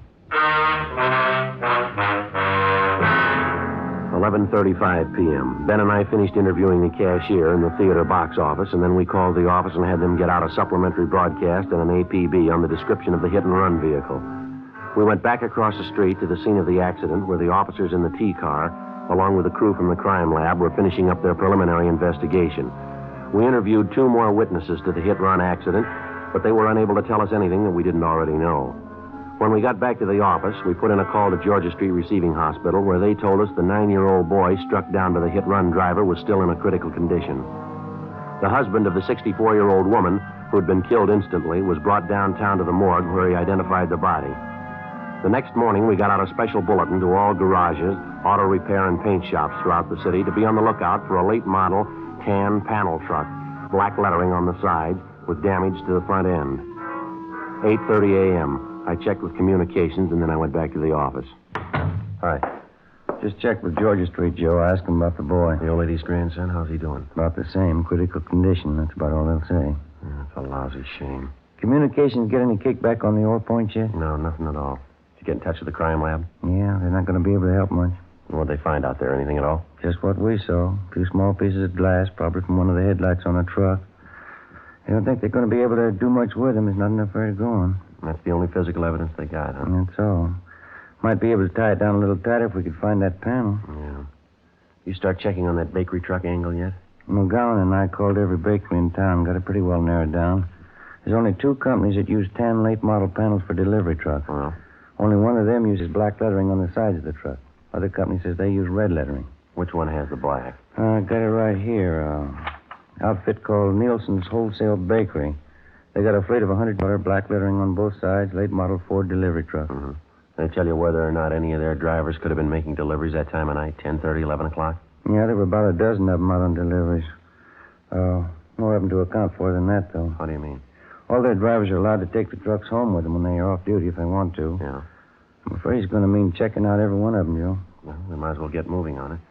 They're going to give us some kind of a list to work with, are they? Yeah, I've got it all set up with them. I'll get it. Uh-huh. Accident investigation, O'Merrill. Oh, yes, sir. That's all. I see. You're right, thank you. Rotten deal. Yeah, what's the matter? That young kid, the grandson? Yeah. He just died.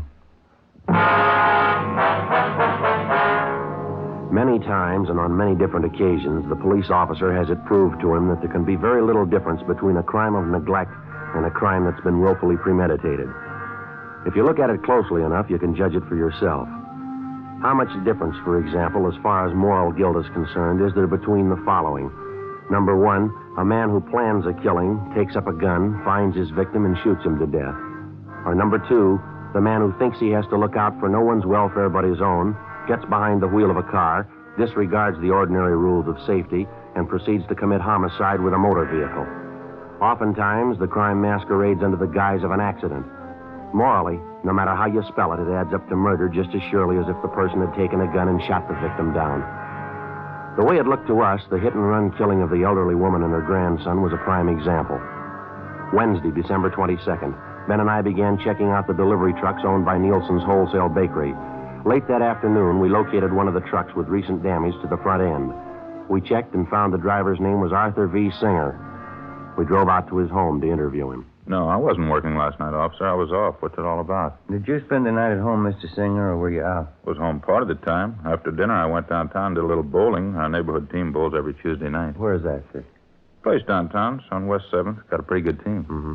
Did you drive down, Mr. Singer, or did you take the bus? No, I drove down. Had the company truck with me. Let us use them when we're off duty. We pay for the gas. Did you drive down by yourself, or was there someone else with you? No, I was alone. The other boys had their cars.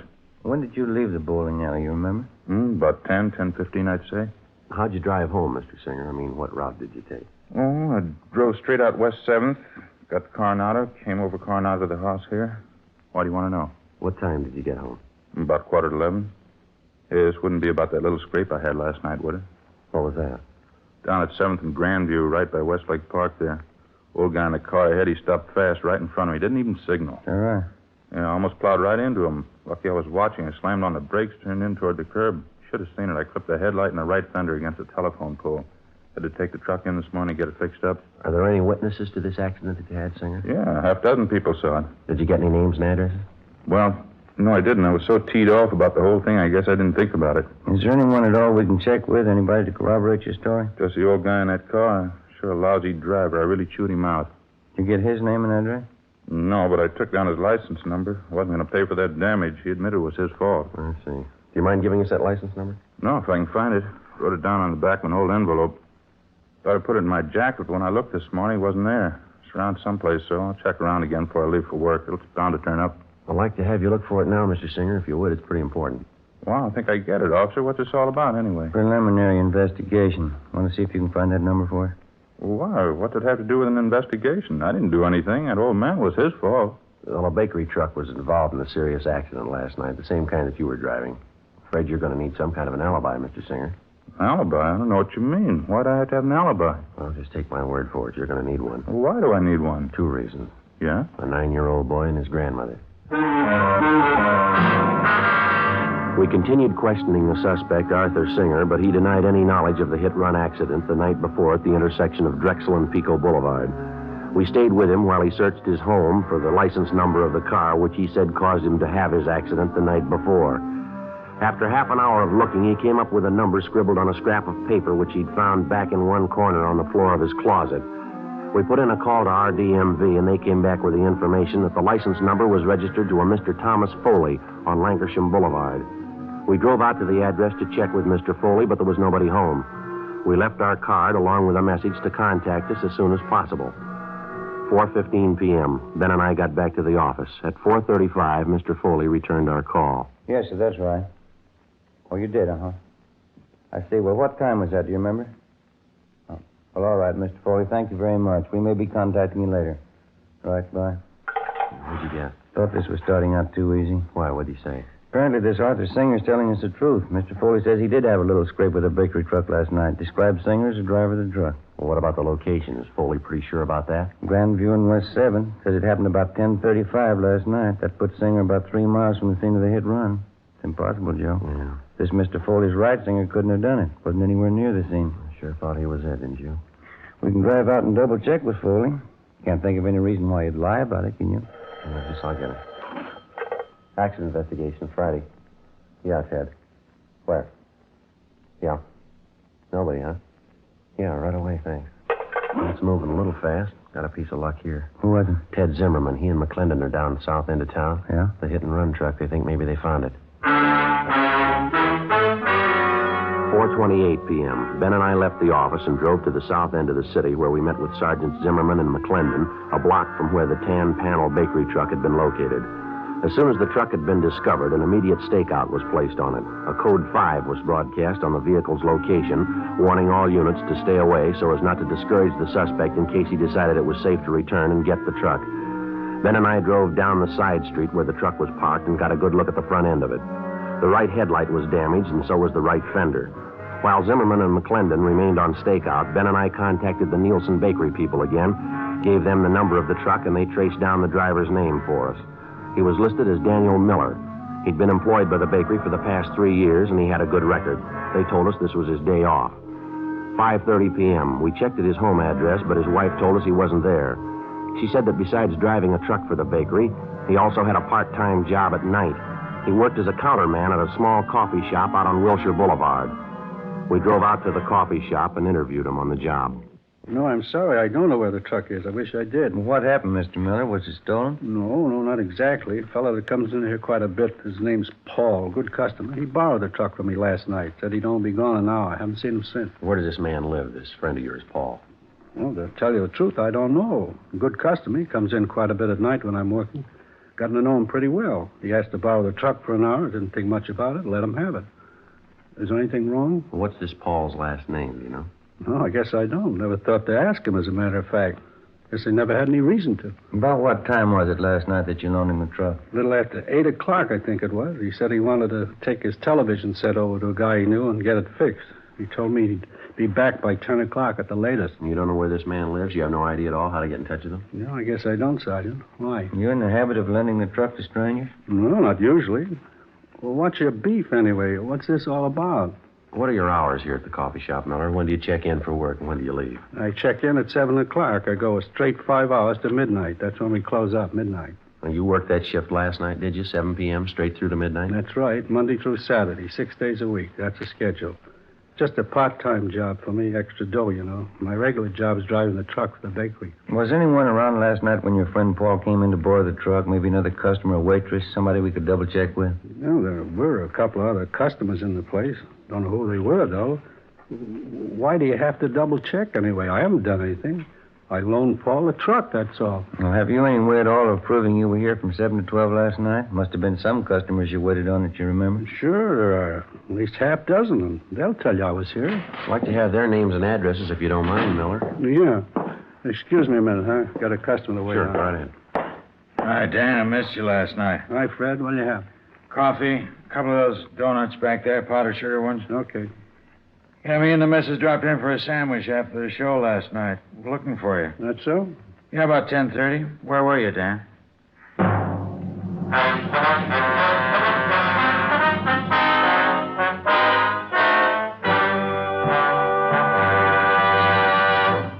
You are listening to Dragnet, authentic stories of your police force in action. If you smoke king-size cigarettes, listen to Fatima's amazing new offer. Buy a pack of Fatimas. Enjoy their extra mildness and superbly blended tobaccos. If you don't like Fatimas better than the king-size cigarette you're now smoking, return the pack with the unused Fatimas before December 1st, and we'll give you your money back, plus postage. Fatima, Box 37, New York 1. We make this amazing offer because we believe Fatima is the best of all king-size cigarettes. Smokers all over the country are confirming this every day. Fatima's latest sales report shows Fatima sales up in every state in America. For the month of October, coast-to-coast actual figures show Fatima sales up 110%, or more than double. Yes, thousands of Americans are switching to Fatima. So why wait? Switch to Fatima today.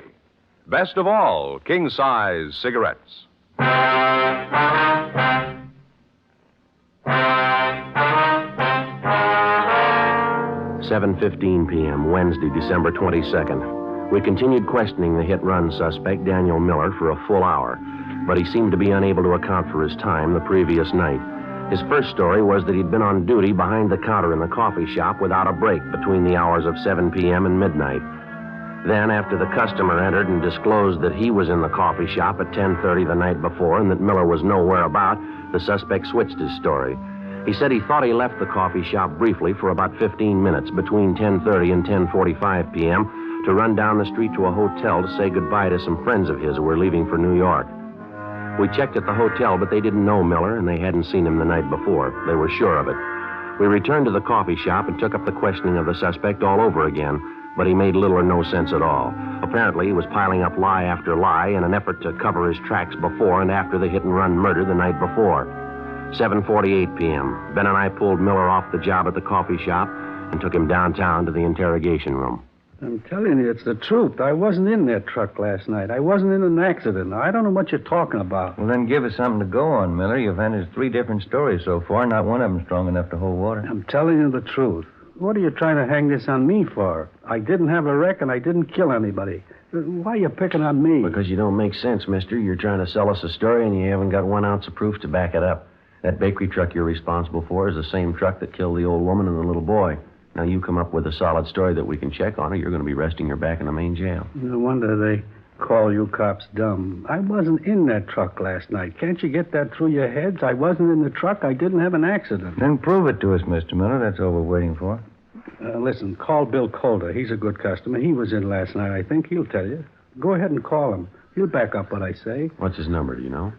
Yeah, I got it. Yeah, right here in my wallet. Yeah, Bill can tell you. Yeah, here it is. Thank you.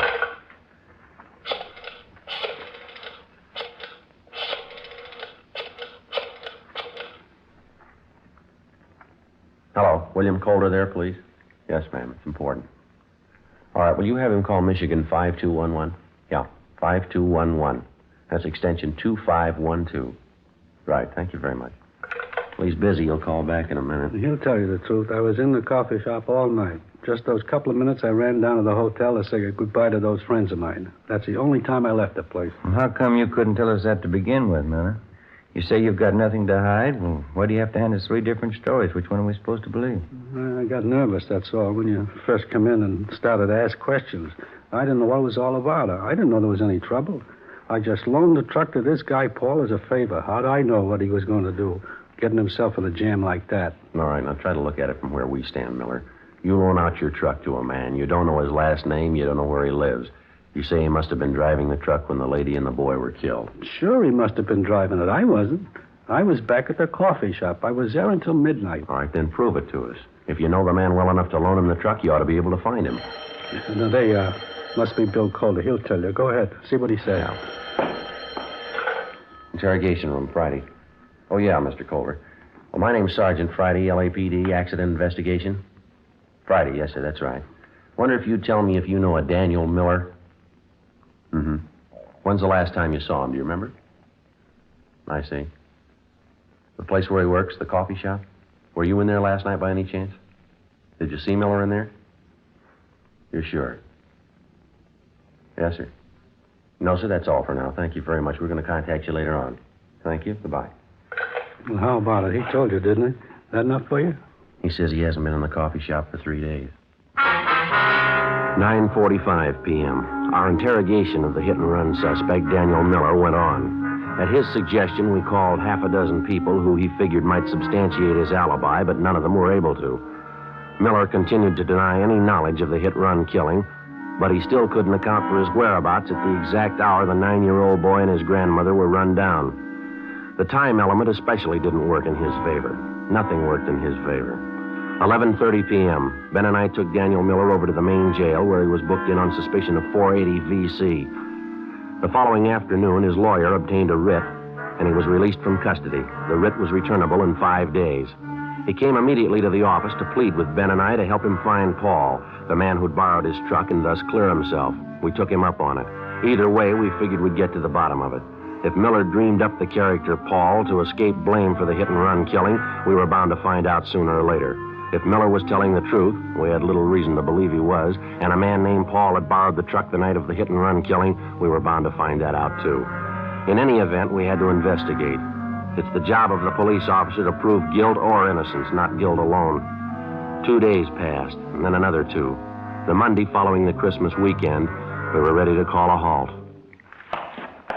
I don't know what else we can do. I think we've given enough time, don't you? The deeper we get into it, the more it looks like Miller's our man. I still can't make up my mind. Why do you have to be stubborn about it? We've checked every possible angle on this story. We still haven't an ounce of proof that this guy Paul he talks about even exists. We can't string along with Miller forever. Yeah, I suppose you're right. We've given him a square enough break on it.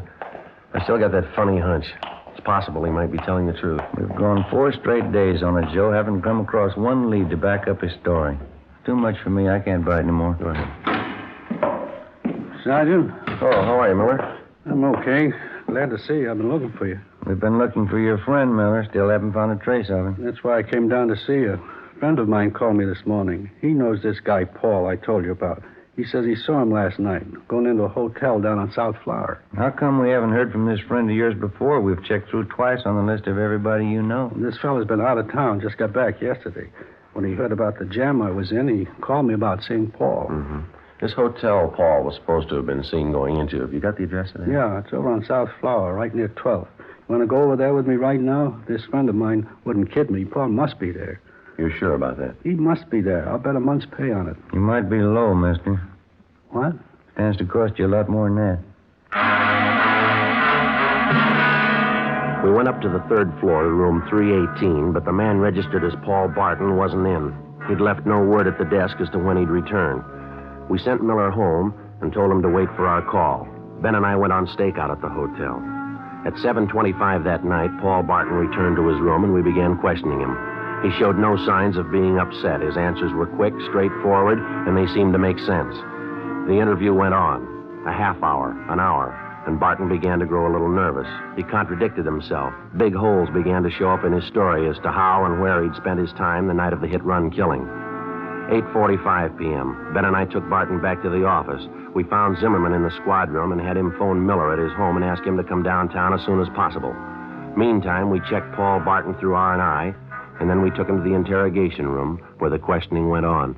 You're a little mixed up about that, aren't you, Mr. Barton? I thought you said you went to that bar downtown about 10 p.m. and then you went to visit at your sister's house. Now you tell us you went to your sister's house first and then you went to the bar downtown. Now, which is it? Well, that's getting a little high-handed, isn't it? Why do I have to account for my time to you? If it wasn't important, we wouldn't be asking you. I think you know that. Well, I don't know anything of the kind. You're trying to take advantage of me. That's the only impression I can get. I think I've answered enough of your questions. I'm going back to the hotel. Just a minute, Barton. There's one more thing. Yeah? Last time you were arrested for a traffic violation, you want to tell us what the charge was? What? I think you heard me. Well, that was a year ago. I was driving a little too fast going out Beverly Boulevard, and what's that got to do with it? Our record bureau says the charge was for drunk driving. Your license was revoked, isn't that right? Well, so what? I haven't been driving. I haven't been near a car. What about last Tuesday night? Huh? Last Tuesday night, did you do any driving then? No, of course not. You sure about that? You're not trapping me. I answered all your questions. I'm getting you're out going of to here. stay right where you are, mister. Stay put. Ben, you want to check next door, see if Miller's come in with you? Yeah, okay. You can't make me stay here. It's illegal. You got nothing to hold me on. All right, then there's nothing to worry about. This won't take very long. We got a man by the name of Miller coming in. He says he thinks he knows you. Miller? I don't know any Miller. Nice going, Paul. Where you been? I said, where you been? What'd you do with the truck? Grab him, Ben. Grab him. Got him. All right. Now, let me go. Settle down. Come on, mister. Settle down. I didn't do a thing. Look, you can't prove it. You can't prove I did. They're going to prove it, Paul. I'm going to help them prove it. You sure been a real good friend. But give me a break, Danny. I didn't mean it. Honest, I didn't mean it. I loan you the truck. You get boozed up. You run down the little kid and the grandmother. Then you take off and leave me holding the sack, like I did it. But I didn't mean it, Danny. It was an accident. I wasn't boozed up. Yeah, you're a real good friend. I hope you get it in the neck. I hope you get it with both barrels. Look, Sergeant, that's not true. I wasn't boozed up. I only had 2 drinks. Now, believe me, that's all I had. Yeah. I couldn't have been drunk. It doesn't affect me that way. 2 drinks never hurt me. A couple of drinks never hurt anybody. They killed a little boy and his grandmother.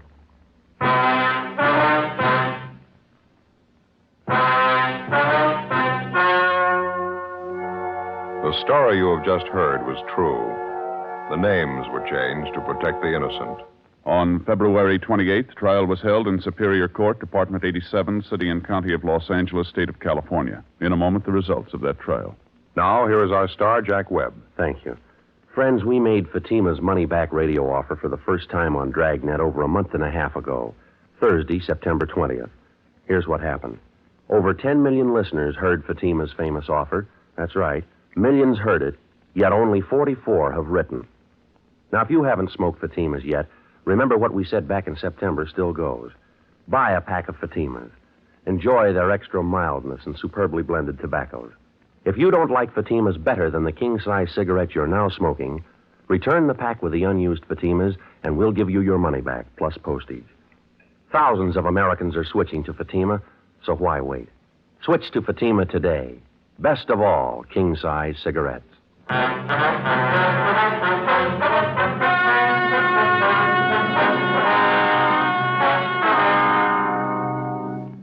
Paul Barton was filed on for violation of the State Vehicle Code, Section 480, a hit-and-run felony, and also for manslaughter, 2 counts. He was convicted only for Section 480 and received sentence as prescribed by law. A hit-and-run felony is punishable by imprisonment in the state penitentiary for not less than 1 nor more than 5 years.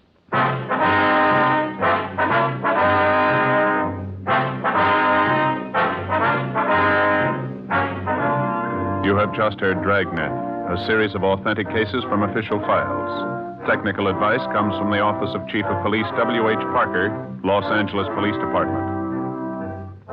Fatima Cigarettes, best of all king-size cigarettes, has brought you Dragnet, transcribed from Los Angeles. Stay tuned for Counter Spy next on NBC.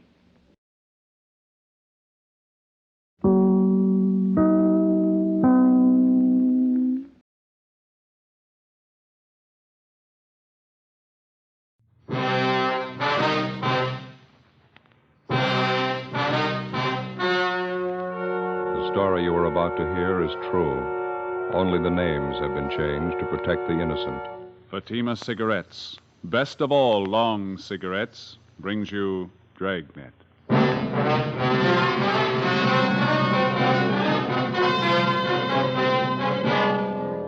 You're a detective sergeant. You're assigned to homicide detail. A potential killer is on the loose in your city. He's robbed 6 people. For no reason at all, he beats his victims senseless.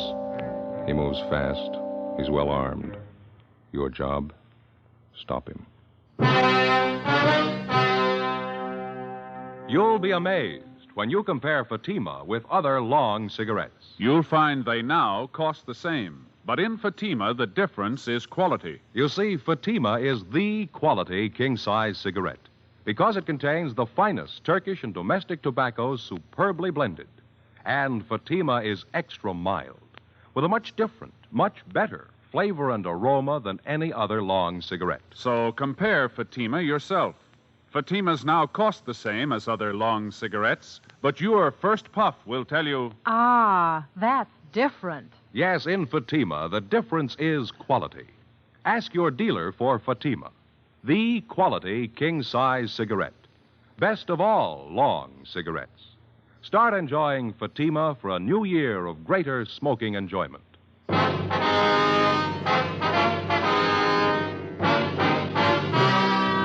Dragnet, the documented drama of an actual crime.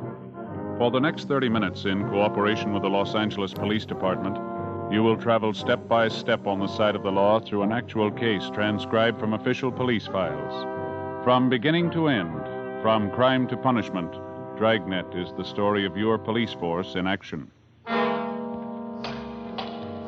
It was Thursday, March 8th. It was windy in Los Angeles. We were working the night watch out of homicide. My partner's Ben Romero. The boss is Thad Brown, chief of detectives. My name's Friday. I was on the way back from the record bureau. It was 11:45 p.m. when I got to room 42. Homicide. Joe? Hi, Bill. Romero called about 5 minutes ago. He's on his way in from Georgia Street. Oh, thank you. The captain still around? He's gone for the night. You can catch him at home if you want to. Trouble? The Rattlesnake Bandit. Got 2 more couples tonight. Right. Bad? About the same as the last 3 jobs he pulled. Pretty vicious. Gave the victims a bad going over. Who are they? Young salesman, his girlfriend. They were parked up in the Silver Lake area. Bandit robbed him. When he didn't find enough money in the young fellow's wallet, he pistol whipped him, messed him up quite a bit. Why'd he do that? Oh, there's no reason for it. The young girl in the car had an engagement ring on. She offered to hand it over. The bandit pulled her out of the car, punched her in the face, hit her quite a few times. Guy just seems to be looking for blood, that's all. No leads on him, huh? No, not so far. It looks like I'm out. Have you got any aspirin, Bill? Yeah, I got a fresh bottle this afternoon. Lousy headache. I've had it all night. How about the thief's M.O.? The same, huh? Well, has been so far. He works the outlying districts, parking areas. Doesn't seem to be any reason at all for these sluggings. The victims all agree on that. No provocation at all. The guy just seems to get a kick out of punching in somebody's face. 2 pills enough? Oh, yeah, that's fine, thank you. Boys in robbery turn up anything? No, neither have we. Bandit operates in hot cars. He's got a few good prints to work with. No make, though. Guy works alone, huh? Well, he did for the first 2 jobs. Last few times he had a bright-looking blonde with him. Good-looking, you know, nice figure. Victims say that she stands by and just seems to egg him on. I don't know. Seems to get a big thrill out of it, I guess. Hi, Bill. Joe? Hi. How'd you do, Ben? Doctor didn't think it'd be a good idea to bother him too much tonight. We can talk to him tomorrow. Well, how about the hold-up man's description? Did you get that? Yeah, from the girl. Matches what the other victims gave us. She didn't see the getaway car, though. Didn't have a chance. Well, how about the young fella? Is he still unconscious? Yeah, they're going to move him to the county hospital. You should have seen his face. Yeah? Terrible. It's a mess. This bandit's girlfriend, the blonde, nothing at all on her? Victim says she's got a nice figure and good looking. Quite a few like that in Los Angeles. What are they getting out of these stick-ups anyway? Can't be too much, huh? Oh, that's just it. None of the heists have netted them more than $50. Hardly worth the trouble. Hot shot. I'll get it. What is it? Wait a minute. Rattlesnake Bandit. He got another couple.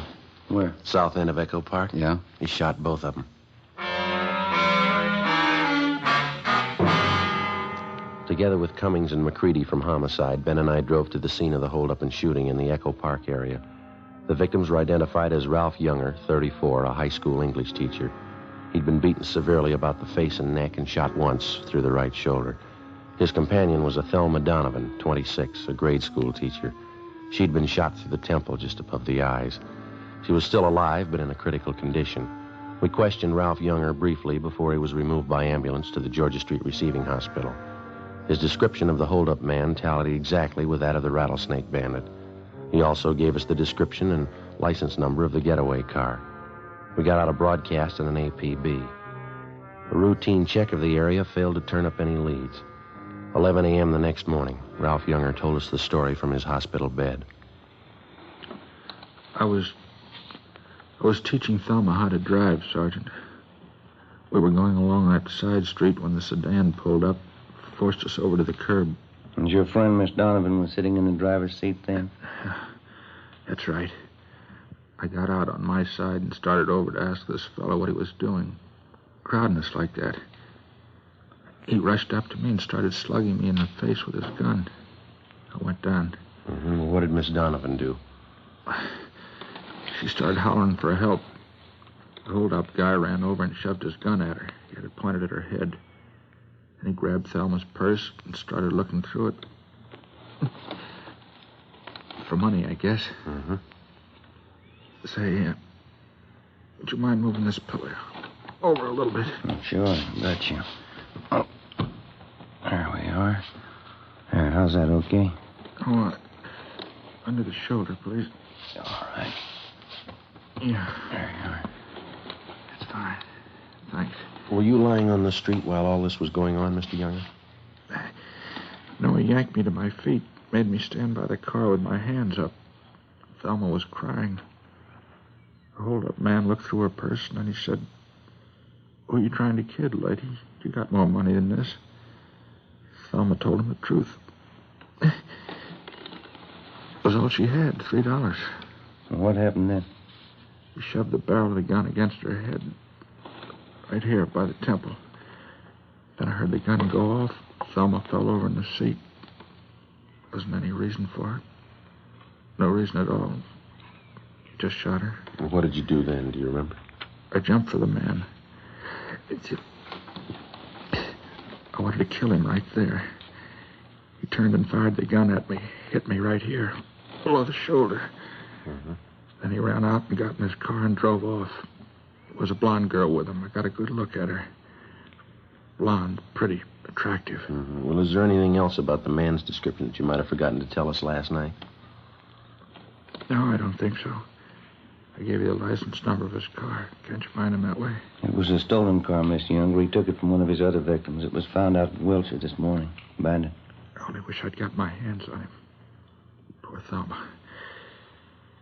How is she, do you know? Well, there's no late report. Maybe you better check with the doctor, huh? Yeah. Hey, before you go, would you mind ringing this button here? It's for the nurse. The shoulder's giving me trouble again. Yeah, okay. Well, thanks very much, Younger. Sure hope that shoulder of yours gets better. I hope so. Goodbye. We'll be checking with you later on. Yeah, okay. Come on, then.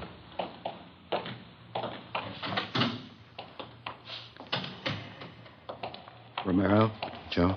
How'd you do, Bill? Checked with the doctor. Donovan girl's still unconscious. Pretty critical. Mm-hmm. What'd the doc say? Is she going to pull through? She might. They can't tell yet. One thing's sure, though. What's that? Bullet did a lot of damage. Yeah. She's totally blind. 4 days before a bullet from the hold-up gun had blinded schoolteacher Thelma Donovan for life, the rattlesnake bandit and his blonde girlfriend were unknown to the city of Los Angeles. In the space of little more than 96 hours, they'd robbed and slugged a dozen people from one end of the city to the other. In every case, the attacks were just about as brutal and vicious as they were unprovoked.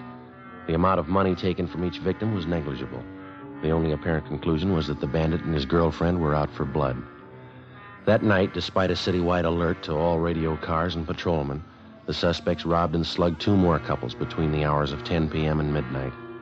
Between midnight and 1:30 a.m., they got two more victims. 2:30 a.m., Ben and I got back to the city hall, the carpool. 11A, Sixth Spring, 118, Sixth Spring. Meet the officer holding your Looks like a place over there, huh? Mm-hmm. I wonder how McCready and Cummings made out. I hope they got more than we have. Yeah. Yeah, this is good right here. That's it. Want to get the radio, Joe? Yeah, fine. Let's go. Doggone it. I knew I forgot something. What's that? Cigarettes. You got any left? I don't think so. Old pack is all. No, there's one left in here. No, it's all right. I can't take your last smoke. Oh, go ahead. There's a machine upstairs by the elevator. I'll get some. All right.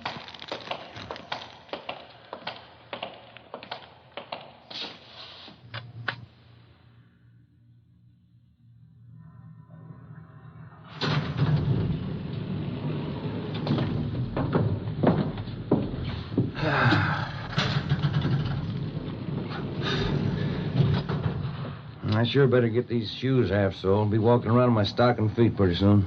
Well, you just got them a couple of weeks ago, didn't you? Yeah, that's right. Tops are as good as new. Soles of the darn things went just like that. No wonder they had them on sale. Yeah.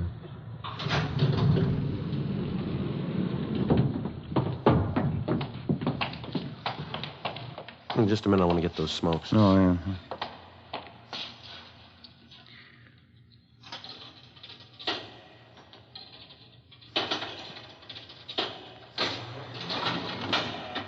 Skipper say he was going to stay around? Until about 2, yeah. He's probably gone by now.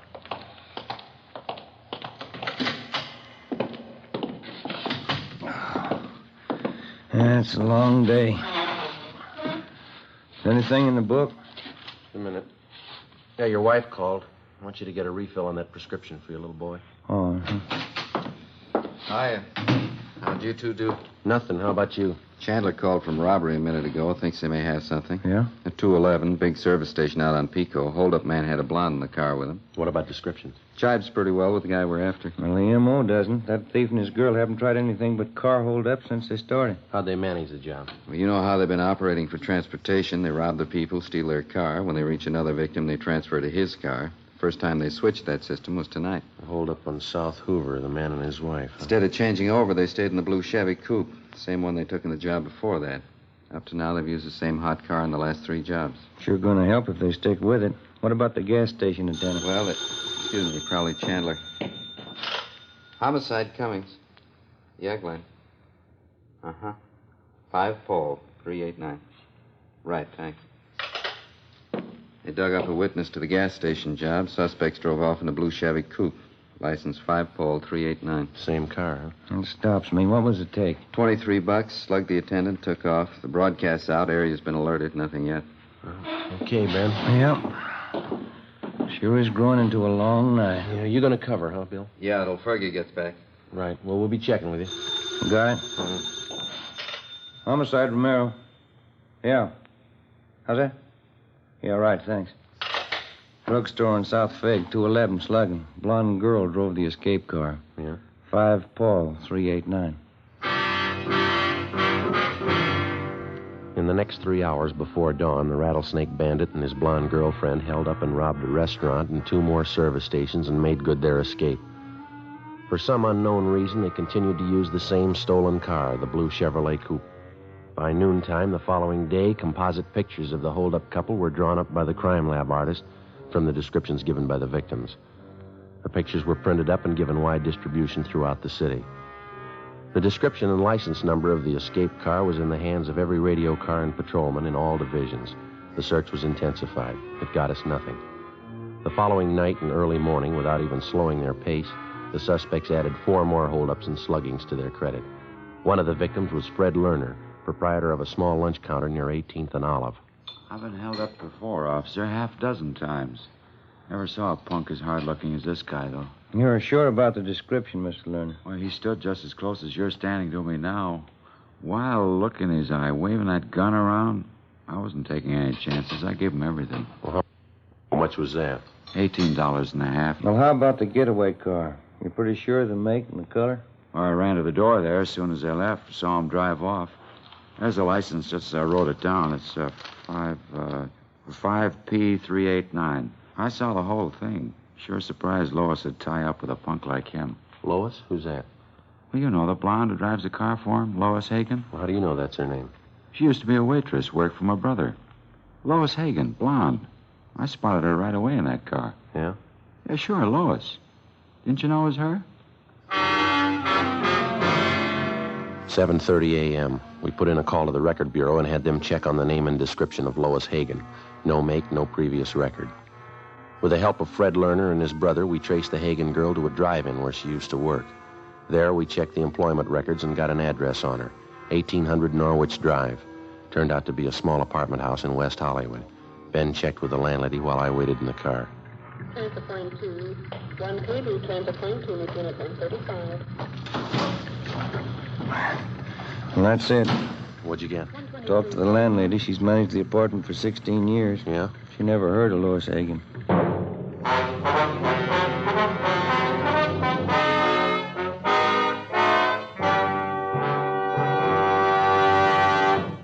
You are listening to Dragnet, authentic stories of your police force in action. And now, here's an authentic report from Fatima Cigarettes. 1949. Fatima more than doubled its smokers coast to coast. 1950. Another record-breaking year, with more long cigarette smokers insisting on Fatima quality than ever before. In 1951, enjoy Fatima quality yourself. Yes, friends, in Fatima, the difference is quality. Quality of tobaccos, The finest Turkish and domestic varieties, extra mild and superbly blended, to give you a much different, much better flavor and aroma. Quality of manufacture. Smooth, plump cigarettes rolled in the finest paper money can buy. Quality, even to the appearance of the bright, clean, golden yellow package, carefully wrapped and sealed to bring you Fatima's rich, fresh, extra mild flavor. Compare Fatima yourself. Fatimas now cost the same as other long cigarettes, but your first puff will tell you... Ah, that's different. Yes, in Fatima, the difference is quality. Start enjoying Fatima for a new year of greater smoking enjoyment. Insist on Fatima, the quality king-size cigarette. Best of all long cigarettes.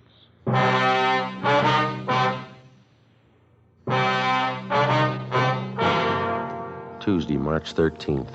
That night and the one following, the Rattlesnake Bandit and his blonde girlfriend, supposedly Lois Hagen, continued their campaign of holdups and sluggings. They robbed 2 liquor stores, an all-night cafe, cigar shop, and 2 more service stations.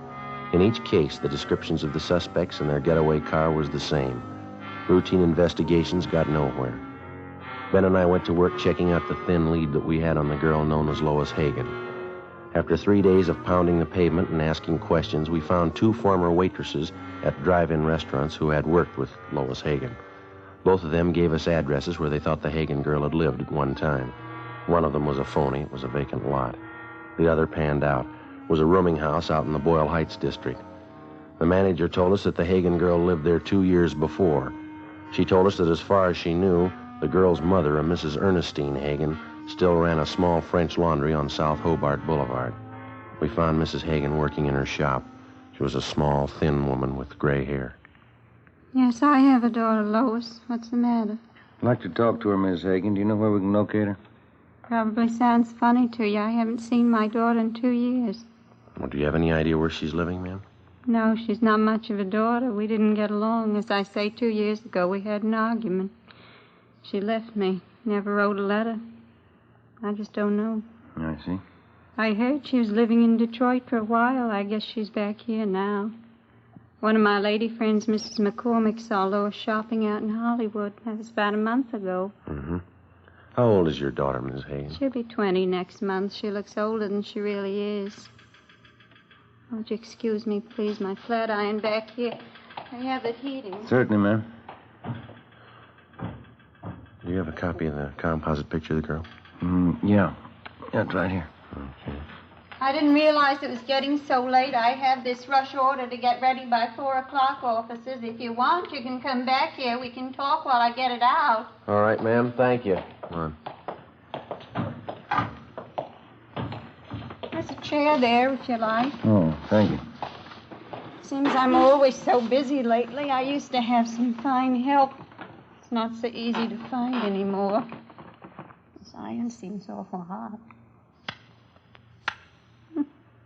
It's all right. I wonder if you'd mind looking at this picture, ma'am, this one here. Yeah, all right. Looks something like Lois. You're looking for her, is that it? She done something again? Well, we're not sure, ma'am. Has she been in trouble before? I can't be more ashamed of her than I already am. Yeah, she's been in trouble before. She was nothing but trouble. My only child. Her father died when she was a baby, but I guess she needed a father. I couldn't do anything with her.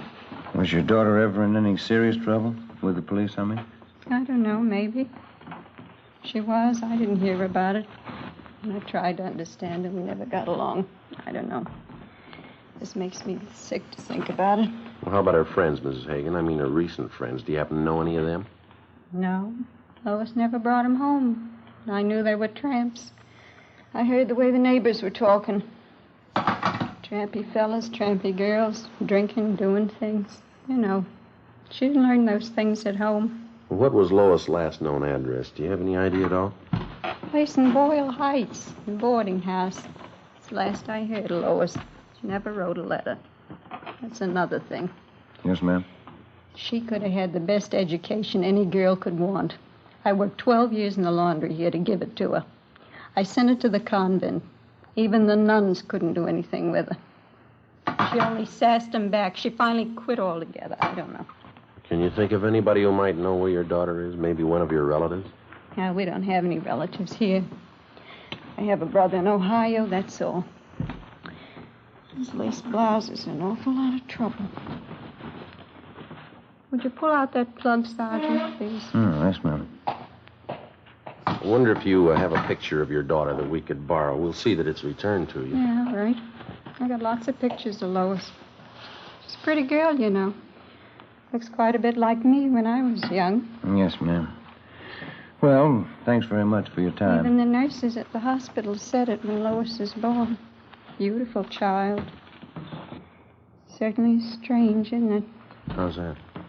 When they're babies, they all look so clean and so good. Yes, ma'am. What happens to them? Before we left Mrs. Hagen, we got a photograph of her daughter, Lois, and then we drove back to the office. We spent the rest of the afternoon showing the picture to several of the robbery victims. All of them identified the Hagen girl as the bandit's accomplice. We got out a supplementary broadcast. That night, the hold-up couple failed to put in an appearance. The following night, the same. Not a sign of them. Still no sign of the escape car either. Where they might be hiding out, we had no idea. The search went on. Repeated checks through the stats office and the record bureau failed to turn up any new leads. We stayed on it. 4 nights later, the still unidentified hold-up man and Lois Hagen started in all over again. 2 drugstore hold-ups, 2 robberies of couples and parked cars. All of the victims were beaten senseless. Monday, March 19th, 8 a.m. Joe? Hi. They turn up anything last night? 2 more jobs. Both victims identified the Hagen girl as the accomplice. Anything else? Still using the same escape car. That's about it. Yeah. Well, we're no closer than we were a week ago, huh? I checked the hospital on the druggist they slugged. How's he doing? They don't know yet. Still unconscious. I get it. Homicide, Friday. Yeah, Mike. Where? Yeah, right away. What have you got? 32R. They're out on 18th and Hill. Yeah? The hold-up car. They just spotted it. 8:20 a.m. Together with Cummings and McCready, we drove out to 18th and Hill, where the officers in Unit 32R had the hold-up car staked out. It was parked in the back of a large service station on Hill Street near the corner of 18th. We talked with the manager, and he told us that a blonde girl answering Lois Hagen's description had left the car there earlier that morning just to have the distributor fixed and the battery recharged. She told him that she'd called for the car early that night. Because of the way that the service station was situated, it would have been impossible to stake out on the blue coupe without making it look obvious. We explained the setup to the manager and made arrangements for Ben and I to pose as employees. That way we could keep a close watch on the car until the suspects called for it. Cummings and McCready holed up in a coffee shop directly across the street. 2 teams of men from robbery covered from their vantage points. Ben and I took up our posts as supervisors of the station's 10-minute car wash.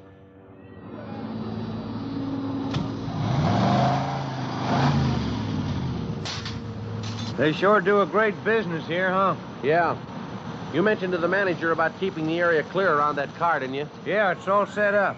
We're not going to have an excuse in the world if we miss those 2. Yeah, if they show up. What are we supposed to do now? Pull these tickets off the cars as they move off the wash line? Yeah, that's all. Just slip the tickets in that box over there, see? Mm-hmm. Must have run them a few dollars, huh, installing all this equipment. Seems to be paying off, doesn't it? What time you got now? A few minutes past 4. Want to smoke? No, I just put one out. 1 a.m.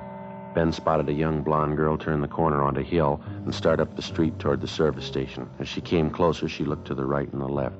She paused in front of the station, looked on both sides of the street, and then she turned completely around and walked on past. It's Lois Hagen. She's going right down to the corner. How about it? Yeah, I'll put in with you. How about her tail? We can't just let her walk away from us. No, just a minute. Take a look. She's turning around. Coming back this way. She's coming in. Yeah, we better get back to our car. Looks like it. Come on. Right.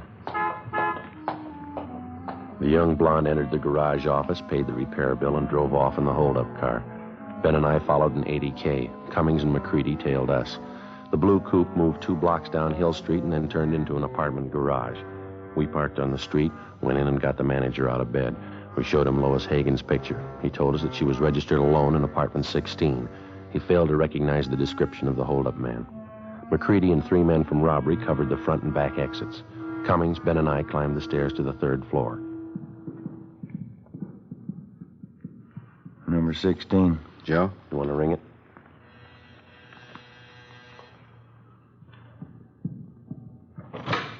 Yeah? Sorry, ma'am. Bedroom, Bill. Right. I'll take the kitchen. Wait a minute. What is this? Police officers. You Lois Hagen? You get out of here. Let me alone. Bedroom's empty. Nothing back here. All right, where is he? Come on, let's have it. Frank, get out! Cops, Frank, get out! Upstairs, you. Watch her, Bill. I got her. Come on, Ben. Yep. Stairs, Joe. Watching? Yeah, hold it. Yep. Frank, get out! The cops! Come on down, coppers. Give me room. Give it up, mister. You haven't got a chance. Give me room. I'm coming down. We got the building covered, mister. Give it up. Look out, Joe.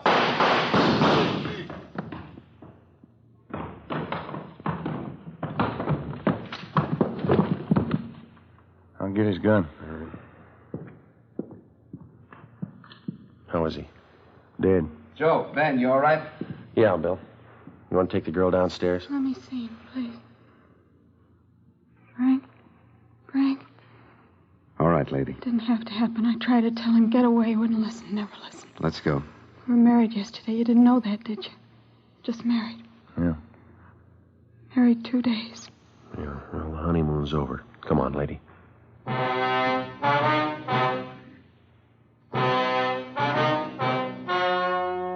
story you have just heard was true. Only the names were changed to protect the innocent. On August 5th, trial was held in Superior Court, Department 87, City and County of Los Angeles, State of California. In a moment, the results of that trial. Now, here's our star, Jack Webb. Thank you.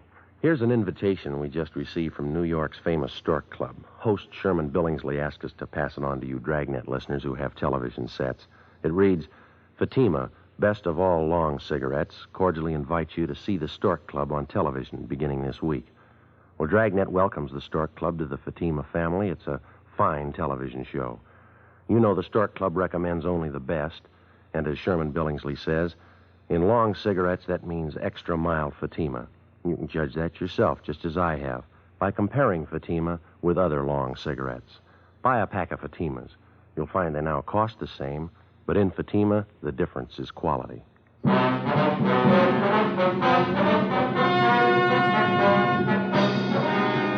The body of the dead hold-up man was identified as that of Frank Ralston Kilbride. His accomplice, Lois Hagen, was tried and convicted on 6 counts of armed robbery and assault with a deadly weapon. She received sentences as prescribed by law and is now serving her term in the state penitentiary for women.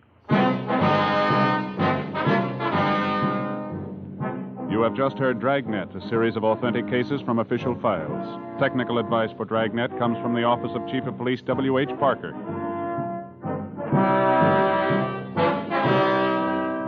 Fatima Cigarettes has brought you Dragnet, portions transcribed from Los Angeles. We the People is next on NBC.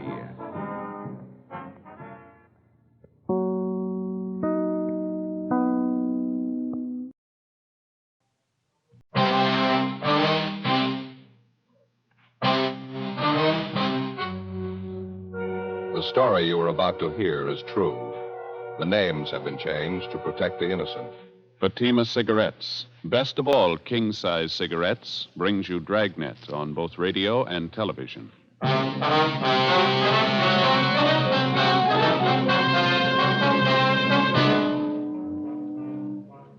You're a detective sergeant.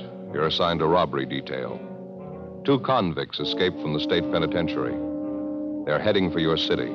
They're armed. They've boasted they won't be taken alive. Your job? Get them. In Fatima, the difference is quality. Yes, in Fatima, the difference is quality. Prove it yourself today. Compare Fatima with any other king-size cigarette. 1, Fatima's length filters the smoke 85 millimeters for your protection. 2, Fatima's length cools the smoke for your protection. 3, Fatima's length gives you those extra puffs, 21% longer than standard cigarette size. And in Fatima, you get an extra mild and soothing smoke, plus the added protection of Fatima quality. Definitely the best quality in its class, but the same price as the cigarette you're now smoking. Buy Fatima. in the bright, sunny yellow pack. Best of all, king-size cigarettes.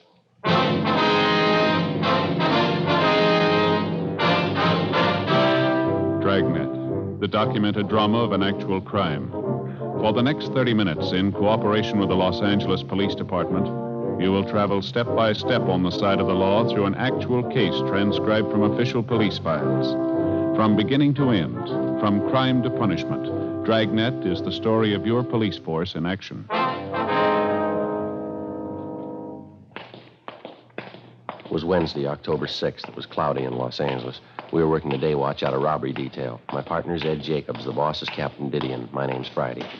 We were on the way out from the office, and it was 2:40 p.m. when we got to Kesterson Boulevard, number 1256.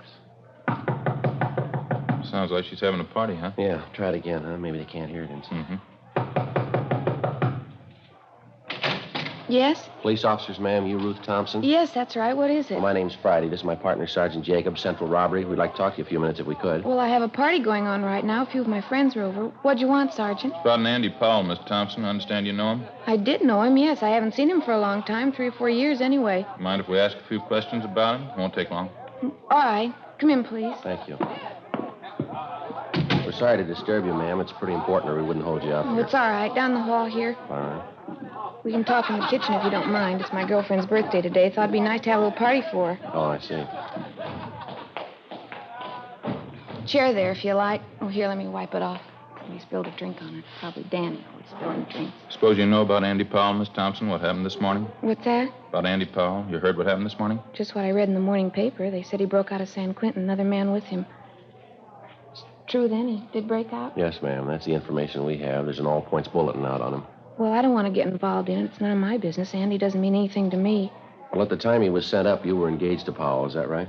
Yes, but that was before he got into trouble, before he went to San Quentin. I saw him after the trial. I told him how I felt about it. I told him it wasn't any use. You mean you called it off, that it? Wasn't much else to do. It was robbery, 5 years to life. It wasn't the first time either. Andy knew it'd be a long time, so die. Really, I had to tell him. I had to call it off. We understand you were on Powell's correspondence list while he was up at Quentin. You wrote to him, did you? Yes, the first couple of months. We haven't written lately, though. There wasn't any point to it, no point at all. Well, when was the last time you heard from Powell, Miss Thompson? The last time you wrote to him? Oh, 8 or 10 months. At least that. As I say, there wasn't much sense in going on. Andy knew he was in there for a long time. He couldn't expect me to wait all that time. Matter of fact, he said he didn't expect it. He told me that. You been up to visit Powell recently, Miss Thompson? No, I haven't. Well, and you haven't seen him since he went up to Quentin. You'll swear to that? Why do I have to swear to it? I already told you Andy doesn't mean anything to me. It didn't make sense. It's all over. I'm not even a relative. Why do I have to swear to anything? You haven't seen Powell since he went up to Quentin, is that right? Miss Thompson, is that right? What if I saw him or if I didn't see him? What difference does it make? It's none of my business. Oh, did you see him, Miss Thompson? What difference does it make? I don't have anything to do with him. He doesn't mean anything to me. I told you. Did you see him? This morning. When? Late this morning, about 10:30. Was he alone? No, another man was with him. Who was the other man? You recognize him? Bert Selby. It's the way he introduced him. He didn't try to hide it. Some fellow he broke out of jail with. What'd they want? Why were they here? Clothes, money. Looked like the devil, both of them. Terrible. What'd you give them? They asked for him. Not that silly. They didn't trust me any more than they trust you. And he had a knife. I tried to tell him I didn't have any money. He didn't believe me. Came at me with that knife. I gave him the money. How much? About $17, $18, some loose change. They emptied my purse. They took it all. Anything else? Clothes, a couple of suits of my father's. He died last year. They took his gun, too. I never thought Andy'd be that way. It was terrible. What kind of a gun was it, Miss Thompson? Colt revolver, 38, I think. They took that and the clothes and the money. It was about 10:30 this morning. Well, how come you didn't report that? You say you knew about the escape. You knew they were wanted, didn't you? Why should I? They warned me about it. They threatened me. They said they'd come back and get me if I told the police. Look, I don't want to get mixed up in this. I'm engaged to a nice fella now. We want to get married. I don't want to get mixed up in this. Andy Powell's nothing to me. Did you watch the two men when they left the house here? You notice if they drove off in a car? No, I didn't. I just shut the door and prayed I was rid of them. Took my money, food, my dad's clothes. Don't make it any tougher, huh? Please. Well, it's not a question of that, ma'am. We have to find them. We're going to need all the cooperation we can get. I told you everything I could, honestly. They said they'd come back and kill me if I even talked to you. I can't do any more. I sure hope you don't find him. How's that? When Andy went out the door, it's the last thing he said. He said if the cops ever found him, there was going to be a fight. Terrible look on his face. Yeah. He said you'd never take him alive.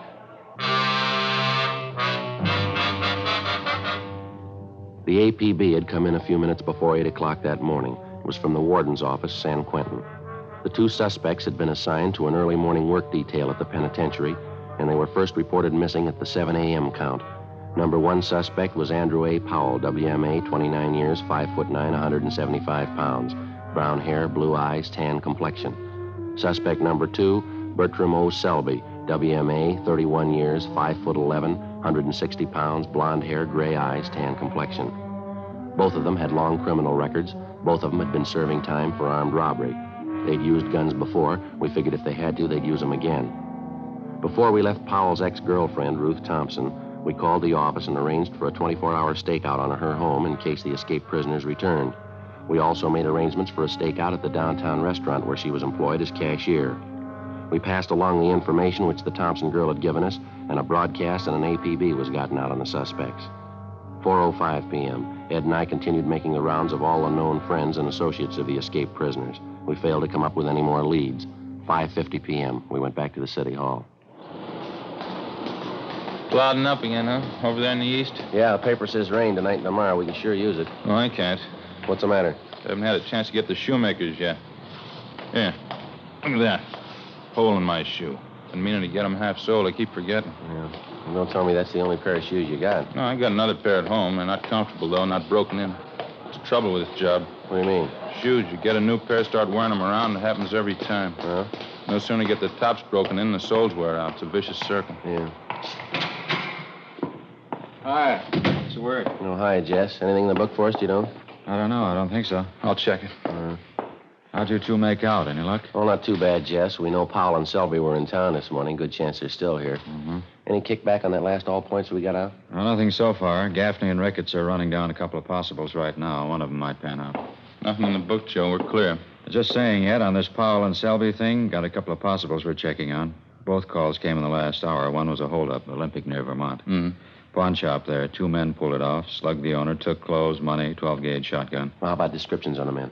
Well, they seem to be fairly close. What I got over the phone, Gaffney and Ricketts are out talking to the victim. They took mugs of Powell and Selby along, waiting for their call back now. You said you had 2 calls. What was the other one? 211 and slugging out on Hollywood Boulevard, just above Western. A couple of thieves knocked over a dry goods store.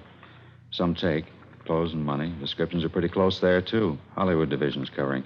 Waiting for their call back. Does anyone want to smoke? Yeah. Thanks. Here. Yeah, thanks. Thompson girl's the only one who had anything, huh? None of the others could help you out?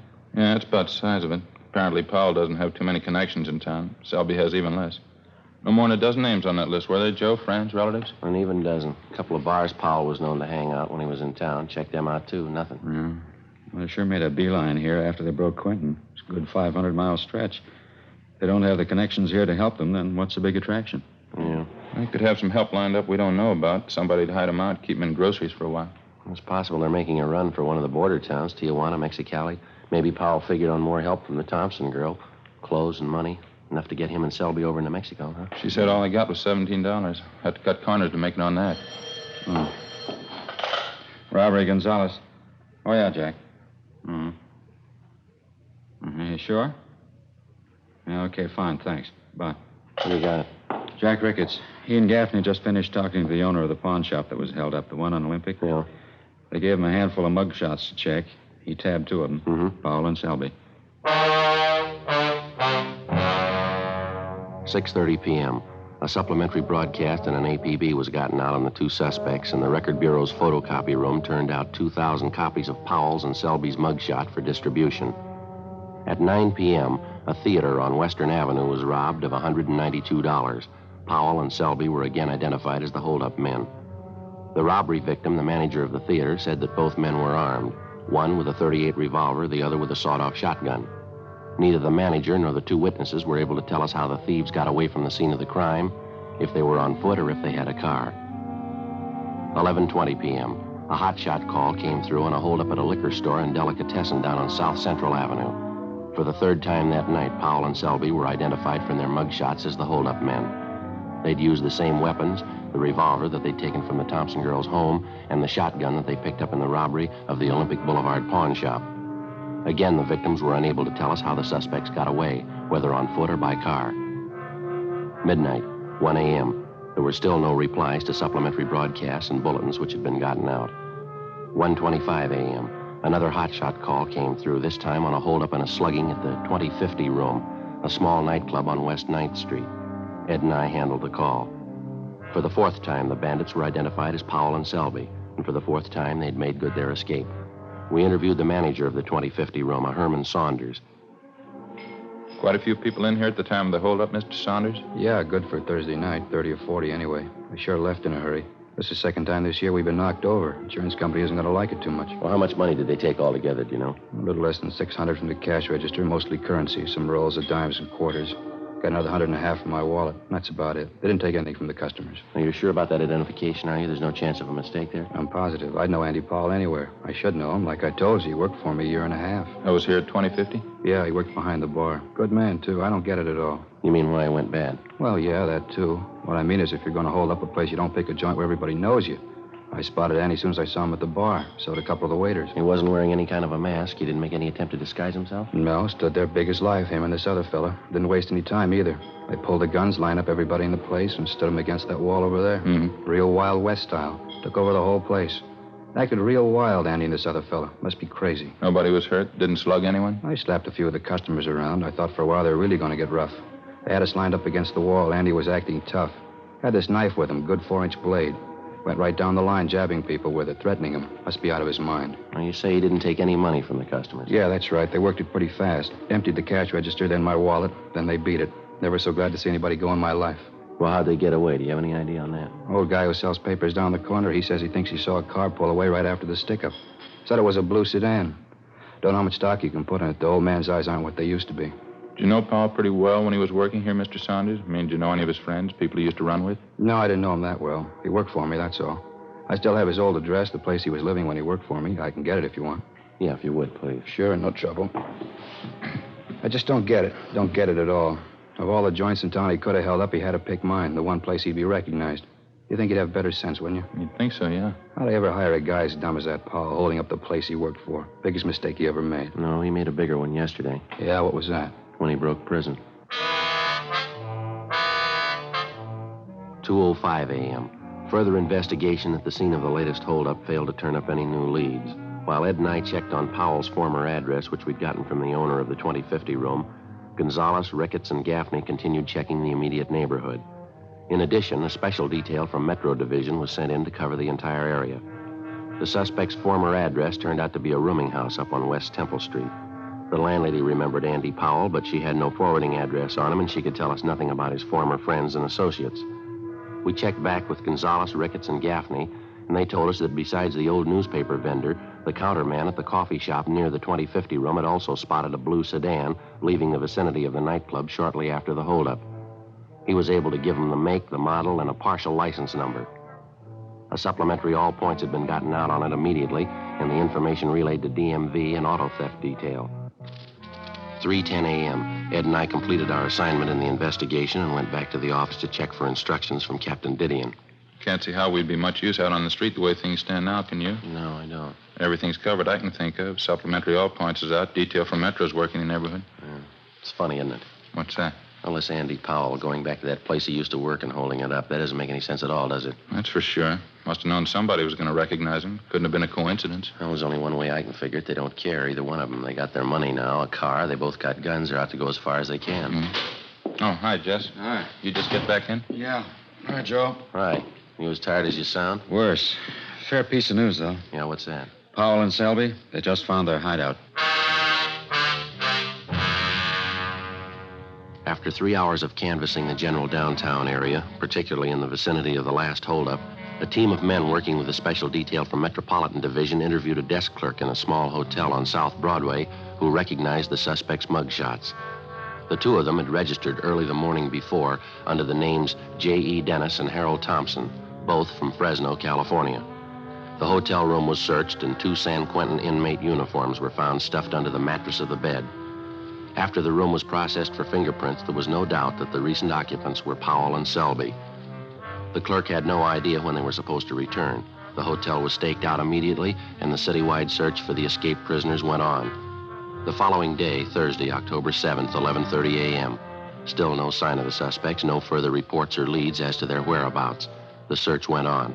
Ed and I signed back in at the office. 10 minutes later, a long-distance phone call came in for us. When was that, Mort? What's that? Yeah, close enough, right? We'll let you know, yeah. Bye. Mort Gear down to San Diego. Yeah, what do you want? One of the traffic officers was checking a car about 8 o'clock this morning, 586 parking. Blue sedan, fits close to the description of the escape car. Well, it's a pretty common model, isn't it? Did he say anything else?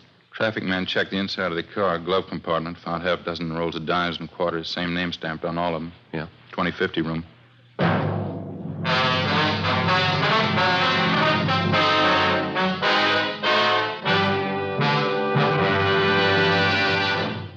You are listening to Dragnet, authentic stories of your police force in action. Comparison proves Fatima quality. Prove Fatima quality yourself today. Compare Fatima with any other king-size cigarette. 1. Fatima's length filters the smoke 85 millimeters for your protection. 2. Fatima's length cools the smoke for your protection. 3. Fatima's length gives you those extra puffs, 21% longer than standard cigarette size. And in Fatima, you get an extra mild and soothing smoke, plus the added protection of Fatima quality. Friends, to show our confidence in Fatima, we make this money-back guarantee. Buy a pack of Fatimas. Enjoy Fatima quality, extra mildness, and superbly blended tobaccos. If you're not convinced Fatima is better than the king-size cigarette you're now smoking, just return the pack and the unsmoked Fatimas by August 1st, 1952, for your money back plus postage. Fatima, Box 37, New York 1. Remember, because of its quality, its extra mildness, its better flavor and aroma, more smokers now insist on Fatima than ever before. Insist on the best. Fatima, extra mild and soothing, plus the added protection of Fatima quality. Smoke Fatima. Best of all, king-size cigarettes.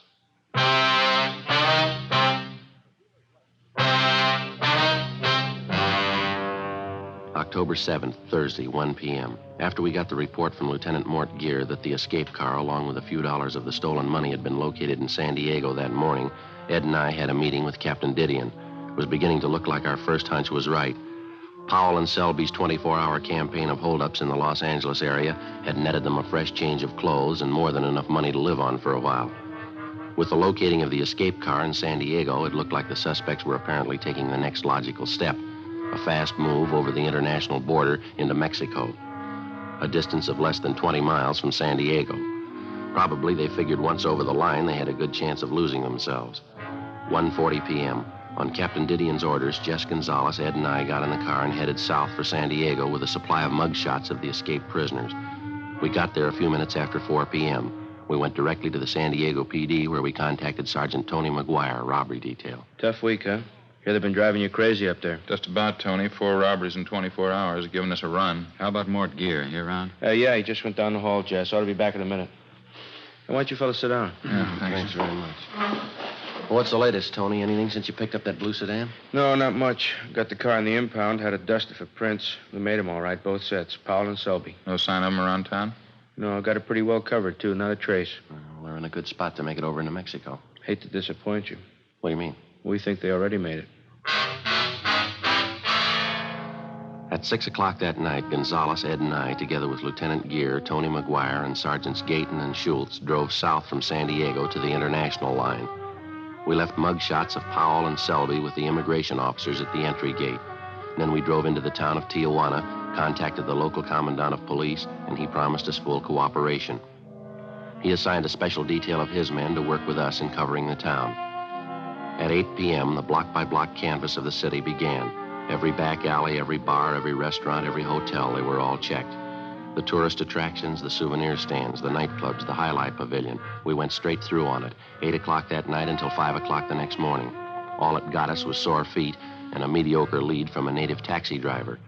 After being shown the mugshots, he told one of the Mexican officers in the detail that about noon that day, he'd picked up 2 Americans resembling Powell and Selby and driven them to the town of Tecate, another Mexican tourist spot about 25 miles to the east. 10:30 a.m. We drove over and checked with the police at Tecate. and they told us that 2 Americans had arrived in the town that morning. He invited Jess Gonzalez to go along with the 3 of his men to the hotel where the men were supposed to be staying. Ed and I waited in the office. Hi. Hi, Jess. What do you got? Oh, not much. Went over to the hotel. The 2 men weren't there. Desk clerk says they told him they were driving out to a little village about a mile from here. Mm-hmm. Police commandant asked me to come back here and wait. Said he and his men would drive out to the village and check the men out. That seems a little funny, doesn't it? Well, he didn't invite me to come along. It's not a good idea to push him. I mean, after all, it's his jurisdiction. Yeah. We're supposed to wait here till they get back? Yeah. It might be him now. See, policia? Yeah. See. About half an hour, yes, sir. All right, gracias. Goodbye, see. The commandant, he and his men found the 2 Americans. Yeah? No go. They're not Powell and Selby. Half an hour later, the police commandant of Tecate returned to the station along with his men and the 2 American tourists in question. One look at them, and we knew we'd made the trip from Tijuana for nothing. Except for their build and the color of their hair, the 2 Americans bore little or no resemblance to Powell and Selby. 2:30 p.m. We headed back for Tijuana, and we checked in with Mort Gear and the rest of the men. While we'd been gone, they'd chased down half a dozen leads, but none of them had panned out. The rest of the afternoon, we covered the racetrack at Agua Caliente and distributed mugshots of the suspects to all track police officers. The mutual windows were covered, and also the foreign book. No luck. The 6 of us took time out for a bite of supper, and we talked it over. Logically, the next place in line to cover was either the fishing town of Ensenada on the coast or the city of Mexicali further inland. We decided to try Ensenada first. 7:30 that night, we checked in at the Ensenada police station where we met with the local sub-commandant, Pedro Martinez. Like the other commandants in Tijuana and Tecate, he offered full cooperation and gave us a special detail of men to aid in the search. We gave him a supply of mugshots of the 2 convicts to distribute among his men. Here you are, sir. These are pictures of one of them, Andrew Powell. This one here is the other man, Bert Selby. All right, thank you. Juan? See? ¿Qué es? These pictures, Juan. Criminals. They're for distribution to the men, 1 each. Sí. ¿Estos son los hombres? Sí, ¿por qué? Un momento. Sí. Excuse me, officers. Yeah, sorry. Go ahead. ¿Qué pasa? Joe, what is it? Well, it's got me. I don't know. See the look on his face when the chief showed him the mugshots? Yeah, he's got something on his mind. Let's wait a minute. Officers, I hope you will excuse me. Yes, sir. Anything wrong? My assistant, Teniente San Filippo. He says he knows the pictures of these men. Oh, how's that? He says he saw these men this morning here in Ensenada. Yeah, he's sure about that, is he? Yes, sir. He says he's sure. He says the 2 men were here last night, right here in the station. You mean your men booked them in? They committed some kind of crime? Oh, no, sir. They came in to report a crime. 8:20 p.m. On further questioning, the assistant to the Ensenada commandant of police told us that the night before, 2 men answering Powell and Selby's description had come in to file a complaint at the central police station. They charged that they'd had their pockets picked at a local bar while they were under the influence of alcohol. The 2 complainants, who matched Powell's and Selby's descriptions perfectly, signed themselves J.E. Dennis and Harold Thompson, both from Fresno, California, the same names and addresses that had been used by the occupants of the Southside Los Angeles hotel room where the discarded prison uniforms had been found a day and a half before. After a brief talk with the police commandant, he dispatched a special detail to go out and pick up the 2 men registered as Dennis and Thompson at a motel near the south end of the city. At the commandant's request, we remained at the office. 9 p.m., 9:30. The detail assigned to the job returned, but with only one of the suspects with him, Andrew Powell. While resisting arrest, the other suspect, identified as Selby, received a cut forehead and was being taken to a local clinic for treatment. The commandant briefed us on what had happened. Their rooms were searched, Officer Friday. Some money was found, also 2 guns, a revolver, a shotgun. Here they are. All right, thanks very much, sir. Well, Powell, how about it? You ready to cop out? What are you talking about, cop out? What'd you guys come all the way down here for anyway? You can't touch us. What makes you think we can't? You can't, that's all. You know better. You can't arrest us down here. No jurisdiction. We didn't arrest you, Powell. The Mexican officers did. Okay, fine. Now, how do you expect to get us out of Mexico? Guess again, copper. You know you can't do it. You haven't got the right to. Maybe.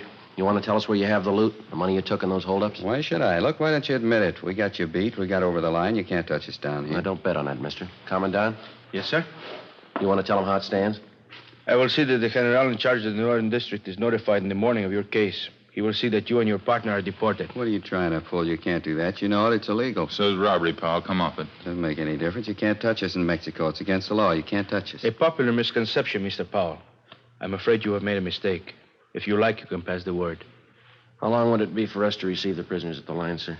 I don't know. A long time, I think. Maybe as long as 1 o'clock tomorrow. You know, you can't do this. You'll never get away with it. I know a lawyer in Tijuana. I'll get him to straighten it out. You understand, Sergeant, we can't hand this man over to you now. But if you will be at the international border at 1 o'clock tomorrow, I'm sure they'll be crossing over. You can't do this. It's illegal. You know you can't. We're going to try. Wasting your time? Why don't you admit it? You can't arrest us. We got over the line. We got you beat. You can't arrest us, and you know it. You know that, don't you? There's only one thing I know for sure, pal. Yeah? San Quentin. You got out and you're going back.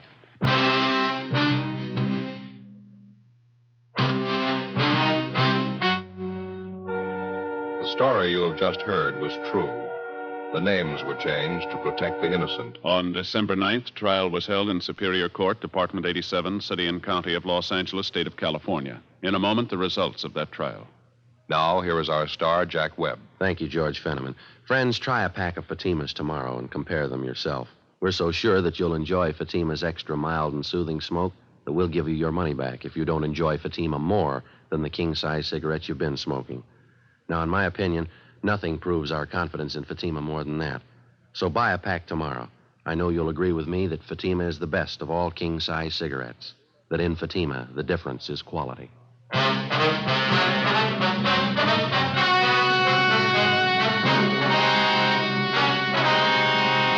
Andrew Powell and Bertram Selby were deported from Mexico as undesirable aliens and turned over to U.S. authorities at the international border. They were immediately arrested by police officers on the American side and returned to Los Angeles for trial. They pled guilty to 4 counts of first-degree robbery and received sentences as prescribed by law. First-degree robbery is punishable by a prison term of from 5 years to life. After being returned to San Quentin, Powell and Selby were filed on, tried, and convicted of escape. Both of them are now serving life terms in Folsom State Penitentiary, Represa, California. For their cooperation in preparing tonight's broadcast, Dragnet wishes to thank Chief of Police Adam E. Jansen and the San Diego Police Department.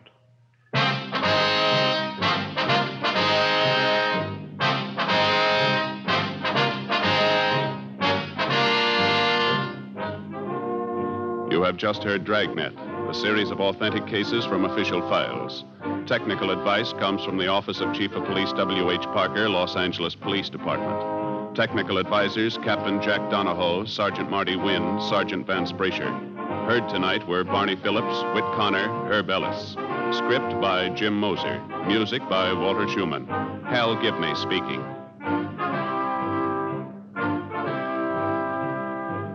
Fatima Cigarettes, best of all king-size cigarettes, has brought you Dragnet, transcribed from Los Angeles. Now it's Counter Spy on NBC.